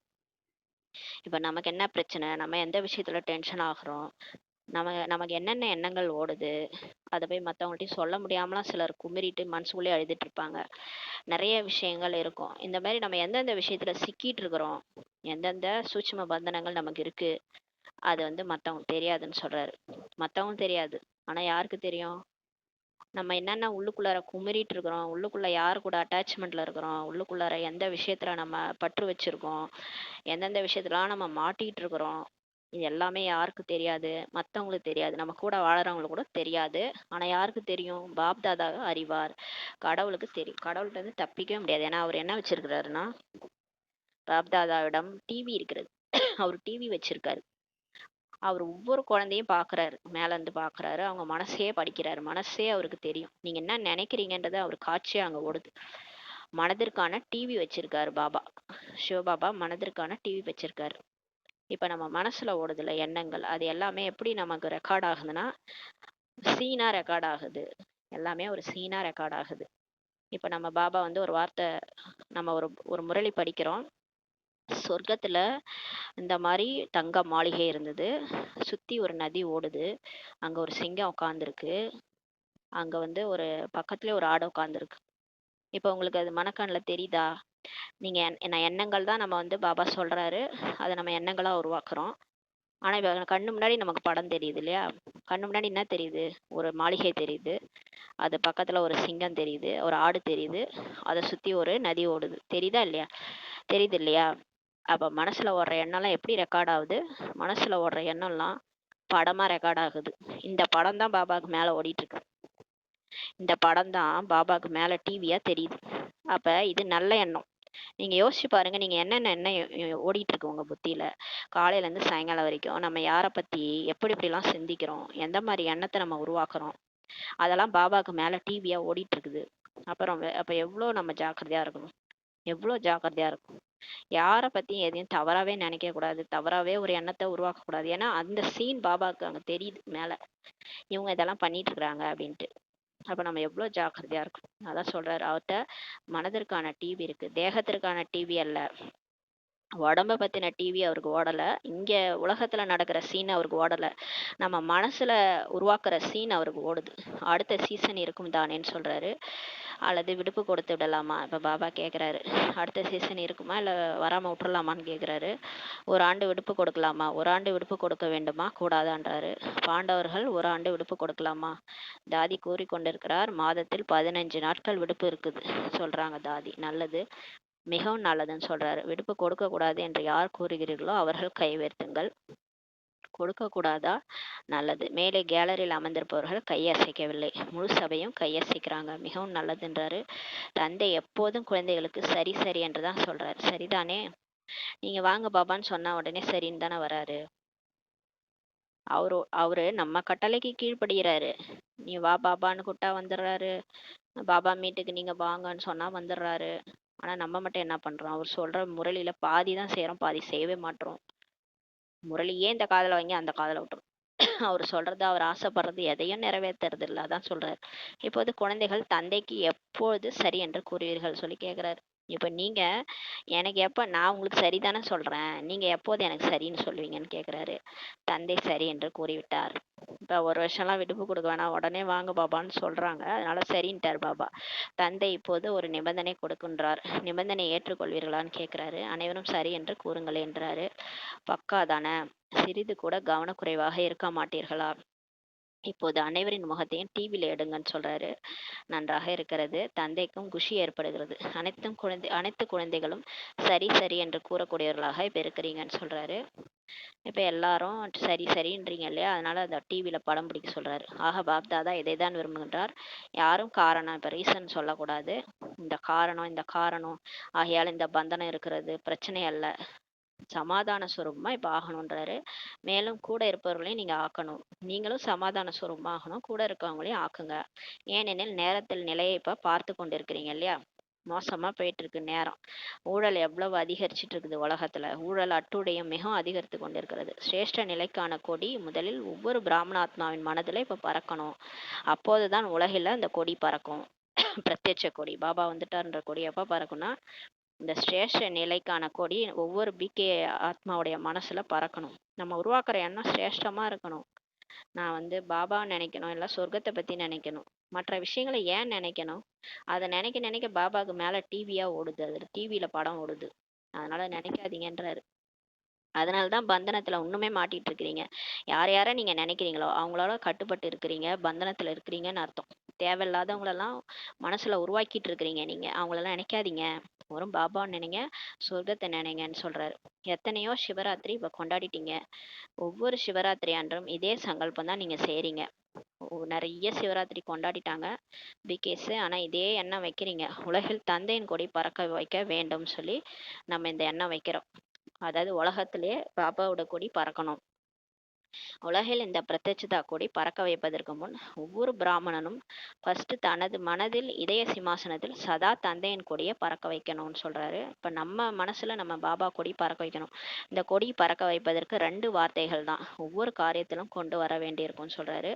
இந்த கொடி பறக்கணும்னா 2 வார்த்தைகளை நீங்க ஞாபகம் வச்சுக்கணும். என்னன்னா, காரியத்துல கொண்டு வரணும், சங்கல்பத்துல கிடையாது, புத்தியில கிடையாது, உள்ளத்தில், காரியத்தில், சம்பந்தத்தில், தொடர்பில் நீங்க இந்த கொண்டு வரணும்ன்றாரு. கடினமான வார்த்தை அல்ல, பொதுவான வார்த்தை தான். அது ஒன்று. அனைத்து சம்பந்தம் தொடர்பில் தங்களுக்குள் ஒற்றுமை வரணும். இதான டாபிக்கே தானே சொல்லியிருக்காரு. இப்ப உங்களுடைய எல்லா சம்பந்தம் தொடர்புல உங்களுக்குள்ளார ஒற்றுமை இருக்கணும். பிகேஸ்குள்ளே ஒற்றுமை இல்லைன்னா எப்படி உலகத்துல ஒற்றுமை வரும்? அதான் சொல்றாரு, உங்களுக்குள்ளார ஒற்றுமை வரணும். அநேக சம்ஸ்காரம் இருக்கும் தான். ஆனா எல்லாரும் ஒரே மாதிரி இருப்பாங்களா? 5 விரல் இல்ல, 5 விரலும் வேற வேற மாதிரி இருக்கும். அப்ப பிகேஸ் எங்கெங்க இருந்தோ பாபா செலக்ட் பண்ணியிருக்காரு. எல்லாருக்கும் வேற வேற சம்ஸ்காரம் தான் இருக்கும். எல்லாரையும் அட்ஜஸ்ட் பண்ணி தான் போகணும். வேற்றுமையில் ஒற்றுமை இருக்கணும்ன்றாரு. ரெண்டாவது என்ன சொல்றாருன்னா, எந்த சிரேஷ்ட சங்கல்பம் நீங்க செஞ்சாலும் பாப்தாதாவுக்கு மிகவும் பிடித்திருக்கிறது. நீங்கள் சங்கல்பம் செய்யும் போது பாப்தாதா அந்த சங்கல்பத்தை பார்த்து கேட்டு மிகவும் குஷி அடைகிறார். இப்போ நம்ம ஏதாவது சிரேஷ்டமா நினைக்கிறோம், அதாவது நான் சிவசக்தி, அப்புறம் எல்லாரும் மாறிடணும், என் கூட இருக்கிறவங்களாம் மாறிடணும், பிகே ஆயிடணும், இதெல்லாம் நம்ம நினைக்கிறோம்னா அதெல்லாம் சிரேஷ்ட சங்கல்பம். இதெல்லாம் பாபாவுக்கு பார்த்து ரொம்ப பிடிக்குது, நம்மள மிகவும் குஷி அடைகிறாரு. ஆஹா ஆஹா குழந்தையே ஆஹான்ட்டு பாபா நினைக்கிறாரு. சிரேஷ்ட சங்கல்பம் செய்கிறாங்க இல்லையா, அதுக்காக ஆஹா ஆஹான்ட்டு பாபா நினைக்கிறாரு. ஆனால் ஆனால் என்று வந்து விடுகிறது. ஃபர்ஸ்ட் ஆஹா ஆஹான்னு வருது, அப்புறம் ஆனால் ஆனால்ன்ட்டு நம்ம மனசுல ஓடுதுன்றாரு, வரக்கூடாதுன்றாரு. ஆனால் வந்து விடுகிறது. சங்கல்பத்தில் அதிகபட்சம், அதாவது 90% சில குழந்தைகளிடம் மிக மிக நன்றாக இருக்கிறது. பாப்தாதா நினைக்கின்றார், இன்று இந்த குழந்தையின் சங்கல்பம் மிகவும் நன்றாக இருக்கிறதுன்ட்டு நினைக்கிறார். மேலேருந்து பார்க்குறாரு, இந்த குழந்தை இன்னைக்கு நல்லா முயற்சி பண்ணுது, பார்த்தா நல்ல நல்ல சங்கல்பம்லாம் பண்ணுது, நல்லா இருக்குது, முன்னேற்றம் ஏற்பட்டுடும், இந்த குழந்தை மாறிடும்னு நினைக்கிறாரு. ஆனால் வார்த்தையில் சிறிது குறைந்து விடுகிறது. அதாவது எண்ணத்துல நம்ம வைக்கிறோம், ஆனா பேசும்போது அந்த மாதிரி இல்லை, வேற மாதிரி பேசிட்டு இருக்கிறோம். நம்ம வந்து நம்மளை நினைச்சுக்கிறது நம்ம பெரிய நான் தேவதை, நான் வந்து பாபாவே என்னை செலக்ட் பண்ணியிருக்காரு, நான் வந்து சிவசக்தி, நான் வந்து சுபபாவனை வைப்பேன், நான் எல்லாரையும் நல்லா கவனிச்சுக்குவேன், எல்லாரையும் நல்லா பார்த்துக்குவேன் அப்படின்லாம் நினைக்கிறான். ஆனா வார்த்தையில பேசும்போது மாறிடுது, சிறிது குறைஞ்சிருது. பேசும்போது அந்த மாதிரி இல்லை, பாபா வந்து இவங்க நினைச்ச மாதிரி இவங்க நடந்துக்க மாட்டுறாங்க. அது மாதிரி செயல்ல இன்னும் முக்காவாசி குறைஞ்சிருதுன்றாரு. செயல்ல வரும்போது சுத்தமா குறைஞ்சு போகுது, அந்த தேவதை மாதிரி ஒரு சம்ஸ்காரமே இல்லை, அவங்க என்ன நினைச்சாங்களோ அந்த மாதிரி சொல்லுலையும் செயல்லையும் இல்லைன்றாரு. கலப்படம் ஆகி விடுகிறது. என்ன காரணம்னு சொல்லி பாபா கேட்குறாரு. இது என்ன காரணம், ஏன் என்ன ரீசன், ஏன் இந்த மாதிரி இருக்கு நினைக்கிறோம், ஆனா நம்மளால பேசுறதுலயும் செயல்லையும் வேற மாதிரி ஆயிடுது. ஏன்னா சங்கல்பத்தில் ஏகாகிரதா இல்லை. எண்ணம் நீங்க வைக்கிறீங்க, அந்த எண்ணத்துல ஒருநிலைப்படுத்துதல் இல்லை, திடத்தன்மை இல்லை. திடமா நான் மாறிடுவேன், திடமா வந்து பாபா சொன்ன ஸ்ரீமத் படி எல்லாபடியும் நடக்கிறேன், எல்லாத்தையும் நான் செஞ்சு செயல்ல ஒன்றும் இல்லை. அவரு என் நினைவுல சமைங்கன்றாரு, என் நினைவுல சாப்பிடுங்கன்றாரு, அவர் போக் வச்சுட்டு சாப்பிட சொல்றாரு. இதையே நம்மளால அதை சரிவர செய்ய முடியல, 3 வேளையும் நம்மளால செய்ய முடியல. அது ஏன் செய்ய முடியல, அந்த திடத்தன்மை இல்லை. பாபா தான் சொல்றாரு, பிரம்மா பாபாவாலே முடியல, அவருக்கே கொஞ்சம் கொஞ்சமாக தான் அவர் பண்ணியிருக்கிறாரு. நம்ம இப்போ செய்கிறோம், ஆனால் 3 வேளையும் செய்ய முடியல. அது மாதிரி 3 வேளையும் சாப்பிடும்போது எல்லா டைமும் அவர் நினைவில் சாப்பிட முடியல. இதெல்லாம் வந்து எவ்வளோ வந்து அந்த திடத்தன்மை நம்மக்கிட்ட இல்லை. அதாவது சங்கல்பம் வைக்கிறோம், பாபா நினைவில் நான் இன்னைக்கு சாப்பிடுவேன், பாபா நினைவில் சமைப்பேன், போக் வைப்பேன் அப்படின்ட்டு காலையிலேயே அமிர்த வேலையிலே கூட நம்ம நினச்சி பாபா எனக்கு ஹெல்ப் பண்ணுங்க, நான் இதை வந்து 3 வேளையும் செய்யணும் அப்படின்ட்டு நம்ம நினைக்கிறோம். ஆனால் அந்த திடத்தன்மை இல்லைன்றாரு. ஒருவேளை சங்கல்பத்தில் ஏகாகிரதா இருந்தால் ஏகாகிரதா வெற்றியின் சாதனமாகுன்றாரு. ஒருவேளை நீங்கள் எண்ணம் வைக்கும் போதே ஒருநிலைப்பாடோட திடத்தன்மையோட சங்கல்பம் வைக்கிறீங்கன்னா அது வந்து வெற்றியின் சாதனமாகுன்றாரு.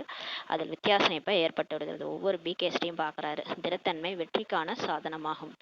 இப்போ திடத்தன்மை தான், யார் திடமாக அந்த படிக்கிற புள்ள தான் பாஸ் ஆகுன்னுவாங்க பாருங்களேன். இப்போ அதாவது ஃபர்ஸ்ட் மார்க் எடுக்கணுவாங்க, வெறித்தனமாக படிப்பாங்க. சிலர்லாம் அப்படியே லைட்டில் டியூம் லைட்டில் உட்காந்து நைட்டு பகல்னு படித்து எப்படியோ பாஸ் பண்ணிடுவாங்க, கலெக்டர் ஆகிடுவாங்க. அதுதான் வெற்றியின் சாதனம், அதான் திடத்தன்மை தான்.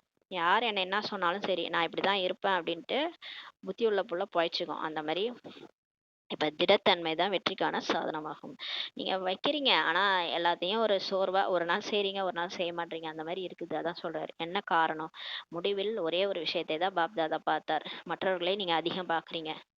என்ன பிரச்சனை தெரியுமா இங்கே வருது, நம்ம மற்றவங்கள பார்க்குறோம், மற்றவங்களுடைய குறைகளை அதிகம் பார்க்குறோம். நீங்கள் கூறுகிறீர்கள் அல்லவா, பாப்தாதா ஒரு விரலை நீட்டி காண்பித்தார். நம்ம சொல்கிறோம் இல்லையா, இவ்வாறு செய்கிறீர்கள் எனில் ஒரு விரல் இப்போ சுட்டி அடுத்தவங்களை காட்டும்போது ஒரு விரல் மற்றவங்க பக்கம் போகுது, மீதி 4 விரலும் நம்ம பக்கம்தான் இருக்குது இல்லையா. அப்போ 4ஐயும் நீங்கள் பார்க்கறது கிடையாது, ஒன்றை மட்டும் நீங்கள் அதிகம் பார்க்குறீங்கன்றார். அடுத்தவங்களையே பார்க்குறீங்க, உங்களை பார்க்க மாட்டீங்கன்றாரு. ஆகையால் திடத்தன்மை மற்றும் ஏகாகிரதா, அதனால தான் திடத்தன்மையும் போயிடுது, ஏகாகிரதா போயிடுது, ஒற்றுமை அசைந்து விடுகிறதுன்றது சொல்றாரு. இவர் செய்தால் நான் செய்வேன் என்பது கூடாது, அவங்க செஞ்சாதான் நான் செய்வேன் அப்படிலாம் இருக்கக்கூடாது. இதில் நீங்க அர்ஜுனன் ஆகிடுங்க, நான் தான் ஃபர்ஸ்ட் அப்படின்னு இறங்கிடுங்க எல்லாத்துலயும். யார் வராங்களோ வரலையோ நான் ஃபர்ஸ்ட், அப்ப எனக்கு தான் மார்க் கிடைக்கும், நான் அர்ஜுனன் அப்படின்ட்டு இறங்குங்கன்றாரு. ஆனால் இதில் 2ஆம் நம்பர் நீங்க ஆகிடுறீங்க, அவங்க பண்ணா நான் பண்றேன், மற்றவங்க வாழை பிடிச்சிட்டே இருக்கணும் இல்லையா, அதனால 2ஆம் நம்பர் ஆகிடுறீங்கன்றார். இல்லையெனில் தங்களது ஸ்லோகனை இப்போ மாற்றிக்கோங்க. அப்போ நீங்கள் ஸ்லோகனை மாற்றிடுங்க, எதுக்கு சுய மாற்றத்தின் மூலம் உலக மாற்றம்னு வைக்கிறீங்க, அதுக்கு பதிலாக உலக மாற்றம் ஆகட்டும், அப்போ நான் மாறிக்கிறேன்னு சொல்லுங்க, உலக மாற்றத்தின் மூலம் சுயமாற்றம்ட்டு மாற்றிக்கங்கன்றாரு. இப்படி சொல்கிறார் பாபா. பிறரது மாற்றத்தின் மூலம் நீங்கள் சுய மாற்றலாமா, மற்றவங்களாம் மாறிட்டாங்க, நம்மளை சுற்றி இருக்கிறவங்களாம் மாறிட்டாங்க, அவங்களாம் மாறினதுனால நம்ம மாறுறோம், அது வந்து ஓகேவான்னு கேட்குறாரு பாபா. அது ஓகேவா, அவங்கெல்லாம் மாறி உங்கள மாத்துறாங்க. அது ஓகேவா? அப்ப நான் மாறிட்டேன். அப்ப அது அவங்க விட்டு குடுத்துட்டாங்க. அவங்க விட்டு குடுத்து நம்ம வந்து மாறிட்டோம். நம்ம விட்டு குடுக்கல. அவங்க விட்டு குடுத்தாங்க. அதனால நம்ம மாறிட்டோம். அப்ப உங்களுக்கு மார்க் வருமா? அவங்களுக்கு மார்க் வருமா? அதான் சொல்றாரு. அப்ப அவங்க போய் பதவி அடைவாங்களா? நீங்க பதவி அடைவீங்களா? கேட்கிறார் பாபா. மாற்றலாமா? மாற்றலாமா? வேண்டாமா? மீண்டும் பாப்தாதா ஒரு நிபந்தனை வைக்கின்றார். ஏற்றுக்கொள்வீர்களா? கூறட்டுமான்றாரு. பாப்தாதா 6 மாதத்துக்கான ரிசல்ட் இப்ப பாப்பாரு. பிறகும் வருவாரு. பிறகும் வருவேன், இல்லையெனில் வரமாட்டேன்னு சொல்றாரு. தந்தை சரி என்று கூறிவிட்டார் எனில் குழந்தைகளும் ஹாஞ்சி என்றுதான் கூற வேண்டும் அல்லவா? என்ன நடந்தாலும் சரி, பாப்தாதா கூறுகின்றார். சுய மாற்றத்திற்காக எல்லைக்குட்பட்ட இந்த நான் என்பதிலிருந்து இப்ப இறக்க வேண்டியிருக்கும். சரீரத்தில் அல்ல. அதாவது இறக்க வேண்டும்னா சரீரத்துல இறக்குறது இல்ல. இந்த நான்ன்றது வந்து சாவுங்கன்றாரு. எதுக்கு எதை பார்த்தாலும் நான் புடிச்சு வச்சிருக்கீங்க? நான் சொல்றதுதான் செய்யணும். இந்த நான்றதை விட்டுடுங்க அப்படின்றாரு. சரீரத்திலிருந்து இறந்து விடக்கூடாது. நான் என்பதிலிருந்து இறந்து விட வேண்டும்ன்றாரு. நான் தான் சரி. நான் இப்படி இருக்கிறேன். நான் குறைந்தவனா என்ன? எனக்கும் எல்லாம் தெரியும். இந்த நான் என்பதிலிருந்து இப்ப நீங்க இறக்கணுன்றாரு. எனவே இறக்க வேண்டியிருக்கும். இந்த இறப்பு மிக இனிமையான இறப்பாகும். இந்த நான்ன்றதை விட்டுட்டு சாகுறோம் பாருங்க. அது ரொம்ப அது சுகமான சாவுன்றார் பாபா. இனிமையான இறப்பு. அப்படி நீங்களே எடுத்துட்டு போங்க. நான் ஒண்ணுமே இல்லை. நான் ஒரு கருவி, அவ்வளவுதான். நான்றுக்கு பதிலா பாபான்னு மாத்திருங்க, அவ்வளவுதான். பாபா சொல்றதுதான் நான் செய்யறேன். அப்ப நான்றதுல இருந்து இறந்துறது சுகமான சாவுன்றாரு. இனிமையான இறப்புன்றாரு. இது இறப்பு கிடையாது. நீங்க இந்த மாதிரி சாகுறீங்கன்னா அது 21 ராஜ்ய பாக்கியத்தில் உயிர் வாழ்வதாகுன்றாரு. நீங்க அந்த மாதிரி செத்துட்டீங்கன்னா உங்களுக்கு 21 பிறவிக்கு ராஜ்ய பாக்கியம் கொடுக்குறேன்றாரு. அந்த நான்ன்றதை விட்டுட்டீங்கன்னா அந்த அகங்காரமே போயிடுச்சு. அகங்காரம் போயிடுச்சுன்னா பாப் சமான் ஆயிட்டோம்னு அர்த்தம். சிவபாபாக்கு ஈக்குவல் ஆகிறோம்னு அர்த்தம். சிவபாபாக்கு பக்கத்துல போயிட்டோம்னு அர்த்தம். அப்ப என்ன ஆகும்? அப்ப நம்ம வந்து 108ல ஒரு ஆளா வந்துருவோம். அப்ப 21 பிறவிக்கு ராஜ்ய பாக்கியம் உங்களுக்கு உயிர் வாழ்வதாகும் சொல்றாரு. இப்ப ஏற்றுக்கொள்வீர்களா? ஆனா இது சுலபமா சொல்லிட்டாரு. அது ரொம்ப கஷ்டம். ஈஸி கிடையாது. ரொம்ப கஷ்டம். அந்த நான்ன்றதுல இருந்து இறக்குறது. எல்லா விஷயத்துலயும் நான்றதை விட்டுறணும். இதை ஏற்றுக்கொள்வீர்களான்றார். ஆசிரியர்கள் ஏற்றுக்கொள்வீர்களா? இரட்டை அயல்நாட்டினர் என்ன சங்கல்பம் செய்கிறீர்களோ அதை செய்வதில் தைரியம் வைக்கிறாங்க. இது விசேஷத்தை ஆகுன்றாரு. இரட்டை அயல்நாட்டினர் எப்பயுமே அவங்க என்ன நினைக்கிறாங்களோ அதை செய்யறதுல தைரியம் வைக்கிறாங்க. அது அவங்களுடைய விசேஷத்தான்னு சொல்றாரு. பாரதவாசிகள் மும்மடங்கு தைரியசாலிகளாம் சொல்றார் பாபா. அவர்கள் டபுள் என்றால் இவர்கள் மும்மடங்கு தைரியசாலிகள்னு சொல்றாரு. இரட்டை வெளிநாட்டினர் டபுள்னா இவங்க மும்மடங்குன்னு சொல்றாரு நம்மள. ஆக பாப்தாதா இதைதான் பார்க்க விரும்புகிறார். புரிந்ததா? இதுதான் பாப்தாதாவின் சிரேஷ்ட ஆசை தீபமாகும். இதைதான் பாபா ஆசைப்படுறாரு. ஒவ்வொரு குழந்தையின் உள்ளுக்குள் ஏற்றப்பட்டு இந்த தீபம் வந்து ஏற்றப்பட்டு இருக்கணும் என்பதை பாபா விரும்புகிறார். இப்போது இந்த முறை இந்த தீபாவளி கொண்டாடுங்க. இந்த தீபாவளியை கொண்டாடுங்க. 6 மாதங்களுக்கு பிறகு கொண்டாடினாலும் பரவாயில்லை. பிறகு பாப்தாதா தீபாவளிக்கான விழா பார்ப்பார். தனது நிகழ்ச்சியையும் பார்ப்பார். செய்தே ஆக வேண்டும். நீங்கள் செய்யவில்லைனில் பின்னால் வருபவர்கள் செய்வார்களா என்ன? இப்ப நான் இதை செய்ய மாட்டேன். பாபா சொல்ற விஷயத்த நான்ன்றதை விட மாட்டேன். சுயமாற்றம் பண்ண மாட்டேன். உலக மாற்றம் பண்ணா நான் மாறிக்கிறேன். இப்படிலாம் நீங்க பண்ணீங்கன்னா அப்ப உங்களுக்கு பின்னாடி பிகே ஆகிறாங்களே, பின்னாடி பின்னாடி நிறைய பேர் ஆயிட்டு இருக்காங்க. அவங்க பண்ணுவாங்களான்னு சொல்லி கேட்கிறாரு. மாலை உங்களுடையது அல்லவான்னு சொல்றாரு. 16,108 நீங்கள் பழையவர்கள் தான் வருவீர்கள் அல்லவான்னு சொல்லி கேட்கிறாரு. புதியவர்கள் பின்னால் வருவார்களாம். சிலர் கடைசியில் வந்தாலும் வேகமாக வருவார்கள் சொல்றாரு. சில பிகேசி இப்ப கடைசியா பிகே ஆயிருக்கிறாங்க. அவங்களும் ஃபாஸ்டா வருவாங்க. சிலர் உதாரணமாக கூட இருப்பாங்கன்றாரு. கடைசியில் வந்தாலும் வேகமாக அவங்க செய்வாங்க. முதலாவதாக ஃபர்ஸ்ட்ல வருவாங்கன்னு சொல்றாரு. கடைசியா வந்தாங்கன்னா அவங்கள நினைக்காதீங்க. அவங்க உடம்பு, அதாவது யார் கடைசியா வராங்களோ அந்த பிகேஸ் வந்து அவங்க சின்னவங்களா இருக்கலாம், பெரியவங்களா இருக்கலாம், வயசானவங்களா கூட கடைசியா பிகே ஆயிருக்கலாம். ஆனா அந்த ஆத்மா கடைசியில வந்தாலும் 108ல கூட வர முடியும். வேகமாக செய்வாங்க. முதலாவதா வருவாங்கன்னு சொல்றாரு. ஆனால் மிக சிலர் மட்டுமே வந்து அதை செய்வாங்க. கொஞ்சம் பேர் தான் அதை செய்வாங்கன்றாரு. மற்றபடி நீங்க தான் இருப்பீங்க. பாபா ஆரம்பத்துல இருந்து கிளாஸ் எடுக்கிறாருல, அவங்க நீண்ட கால புருஷார்த்தம் பண்ணிட்டு இருக்காங்க. அப்ப நீங்க தான் இருப்பீங்கன்றாரு. நீங்கள் தான் ஒவ்வொரு கல்பத்துல நீங்க ஆகியிருக்கிறீங்க. வெற்றி அடைஞ்சிருக்கிறீங்க. நீங்கள் தான் இப்ப ஆகணும். எங்கு அமர்ந்திருந்தாலும், அயல்நாட்டில் அமர்ந்திருந்தாலும், உள்நாட்டில் அமர்ந்திருந்தாலும் நீங்கள் நீண்ட காலம் உறுதியான நிச்சய புத்தியுடையவர்களாக இப்ப இருக்கிறீங்க. நீங்க தான் அதிகாரிகள். பாப்தாதாவுக்கு அன்பு இருக்கிறது அல்லவான்னு சொல்றாரு. யார் நீண்ட காலம் நல்ல முயற்சியாளர்களாக இருக்கிறார்களோ, சம்பூர்ண முயற்சியாளர்கள் அல்ல, ஆனால் நல்ல முயற்சியாளர்களாக இருப்பவர்களை பாப்தாதா விட்டு சென்று விட மாட்டார். பாருங்க, பாபா ஓரளவுக்காவது முயற்சி செய்யணுன்றாரு. நல்ல முயற்சியாளர்கள்னாலே கூட விட்டுட்டு போக மாட்டாராம். கூடவே கூட்டு போறேன்றாரு. சம்பூர்ண முயற்சியாளர்கள் கூட தேவையில்ல. ஏதோ ஓரளவுக்கு நல்ல முயற்சியாளரா இருந்தாலே நான் விட்டுட்டு போக மாட்டேன்றாரு, கூடவே அழைத்து செல்வார்னு சொல்றாரு. ஆகையால் உறுதியான இப்ப நிச்சயம் செய்யுங்கள். நான் தான் இருந்தேன், நான் தான் இருக்கிறேன், நான் தான் கூடவே இருப்பேன். நான் தான் போன கல்பத்துல இருந்தேன் பாபா கூட, இப்பயும் நான் தான் இருக்கிறேன். நான் தான் அடுத்த கல்பத்திலையும் பாபா கூடவே இருப்பேன். சரிதானே? பக்காதானே? சுப சிந்தனை, சுப சிந்தன், சுப பாவனை, மாறும் பாவனை, உதவி செய்யும் பாவனை, கருணை உள்ளத்திற்கான பாவனையை இப்ப வெளிப்படுத்துங்கன்றாரு. இப்போது உள்ளடங்கி இருக்கிறது, இப்ப வெளிப்படுத்துங்க. இதெல்லாம் உள்ளார இருக்குது. சுப பாவனை, எல்லார் மேலேயும் நல்ல சிந்தனை வைக்கிறது, எல்லாரையும் நல்லதா நினைக்கிறது, மாறிடுவாங்க. சுப பாவனை வைக்கிறது, எல்லாரையும் மாத்துறது, எல்லாருக்கும் உதவி செய்யறது, கருணை உள்ள வைக்கிறது, எல்லா பாவனையும் உள்ளார இருக்குது. உங்கள் உள்ளார இருக்கு. ஏன்னா நீங்க தான் தேவதையா இருந்தீங்க இல்லையா? உங்களுடைய தேவதை சம்ஸ்காரம் உள்ளார இருக்குது, ஆத்மால பதிவாயிருக்கு, ஆழமா இருக்கு. அதை வெளிப்படுத்துங்கன்றார். அதிக போதனைகள் இப்ப கொடுக்காதீங்க, ரொம்ப அட்வைஸ் பண்ணாதீங்க மத்தவங்களுக்கு. எல்லாரையும் மன்னிச்சிருங்க, மன்னியுங்கள். தவறு பண்ணாங்கன்னா அட்வைஸ் பண்ண தேவையில்ல, மன்னிச்சுட்டு அட்வைஸ் பண்ணுங்க. ஒருவருக்கு ஒருவர் போதனை கொடுப்பதில் புத்திசாலிகளாக இருக்கிறீங்க. ஒருத்தவங்களுக்கு அட்வைஸ் பண்றதுல நம்ம புத்திசாலியா இருக்கிறோம். இப்படி மாறுங்க அப்படி மாறுங்க, ஆனா தன்னை பாக்குறது இல்ல. ஆனால் மன்னிப்பின் கூடவே போதனை கொடுங்கள்ன்றாரு. இப்போ அட்வைஸ் மட்டும் பண்ணாதீங்க, அவங்கள மன்னிச்சிருங்க. மன்னிச்சுட்டு போதனை கொடுங்கள்ன்றாரு. முரளி கூறுவதில், கோர்ஸ் சேவிப்பதில், அல்லது நீங்கள் என்ன நிகழ்ச்சி நடத்தினாலும் அதில் போதனை கொடுங்கள். முரளி பேசும்போது, கோர்ஸ் கொடுக்கும்போது, நிகழ்ச்சி நடத்தும் போது அதில் அட்வைஸ் பண்ணுங்க. அப்போ எல்லாருக்கும் அது போய் சேர்ந்துரும். ஆனால் தங்களுக்குள் காரிய விவகாரங்கள் செய்யும் போது மன்னிப்பு மற்றும் போதனை செய்யுங்கள். இப்போ நம்ம காரிய விவகாரம் பண்ணிட்டு இருக்கிறோம், அப்போ வந்து நமக்கு டென்ஷன் ஆகுது, சிலரோட சம்ஸ்காரம் ஒத்து போல. அப்போ அவங்களுக்கு அட்வைஸ் பண்ணுவோம். அப்போ அட்வைஸ் மட்டும் பண்ணாதீங்க, அவங்கள மன்னிச்சுட்டு அட்வைஸ் பண்ணுங்க. இந்த மாதிரி செய்யக்கூடாது, இதுதான் ஸ்ரீமத்து, இப்படிதான் பண்ணணும், இதெல்லாம் வந்து சிலது தவறு, பிகே ஆயிட்டு இப்படி இருக்கக்கூடாது, நடை உடை பாவனையெல்லாம் இப்படி மாறணும் அப்படின்ட்டு மன்னிச்சிருங்க. அவங்கள மன்னிச்சுட்டு அட்வைஸ் பண்ணுங்கன்னு சொல்றாரு. வெறும் போதனை செய்யாதீர்கள், வெறும்னே அட்வைஸ் பண்ணாதீங்க. அட்வைஸ் பண்ணா யாருக்குமே பிடிக்காது. அதனால வெறும் அட்வைஸ் பண்ணக்கூடாது. கருணை மனமுடையவராகி அவங்க மேல ஒரு சுப பாவனையோட அட்வைஸ் பண்ணும்போது யாரா இருந்தாலும் கேட்டுக்குவாங்க. ஏன்னா அவங்க நல்லதுக்கு தானே நம்ம சொல்றோம். அதனால பொறுமையா அட்வைஸ் பண்ணணும். கருணை உள்ளமுடையவராகி போதனை செய்தால் உங்களது கருணை அப்படி வேலை செய்யும். நீங்க கருணை உள்ளமுடையவராகி அவங்க மாறணும்னு தானே நீங்க சொல்றீங்க, அட்வைஸ் பண்றீங்கன்னா நம்ம கூட இருக்கிறவங்க நல்லா இருக்கணும்னு தான் நம்ம நினைச்சு சொல்றோம். அது வேலை செய்யும்னு சொல்றாரு. அந்த கருணை வந்து வேலை செய்யும். பிறரது பலவீனமும் மன்னிக்கப்பட்டு விடும் சொல்றாரு. புரிந்ததா? நல்லது. பாபா நிறைய விஷயம் சொல்றாரு. இப்போது ஒரு வினாடி மனதிற்கு எஜமானனாகி, மனதை எவ்வளவு நேரம் விரும்புறீங்களோ அவ்வளவு நேரம் ஒருநிலைப்படுகிறதான்னு செக் பண்ணுங்க. செய்ய முடியுமா? இப்போது இந்த ஆன்மீக பயிற்சி செய்யுங்கள். முற்றிலுமே மனம் ஒருநிலையாகி இருக்க வேண்டும். சங்கல்பத்திலும் கூட குழப்பம் கூடாது. இப்ப எண்ணத்துல கூட குழப்பமே இருக்கக்கூடாது, நிலையாக இருக்கணும். இப்போ ஒரு செகண்ட் மனசை செக் பண்ணுங்க, மனசு எப்படி இருக்கு? குழப்பம் இல்லாம இருக்கு. என் மனம் வந்து இப்ப காலியா இருக்கு, எந்த எண்ணமும் இல்லை.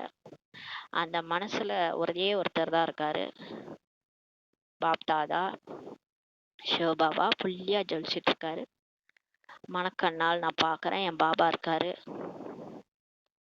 என் பாபாக்கு பக்கத்துல நானும் புள்ளியா சின்னதா ஜொலிச்சிட்டு இருக்கேன். நான் ஒருநிலைப்பாடோட ஒரு பாபாவை நினைச்சிட்டு இருக்கேன். எனக்கு ஒரு பாபாவை தவிர வேறு யாரும் இல்லை. நான் மற்றும் என்னுடைய பாபா மட்டுமே. என் மனம் இப்போது அழகாக இருக்கிறது, ஏன்னா அதுல அழகானவர் சிவன் உட்கார்ந்திருக்கிறாரு.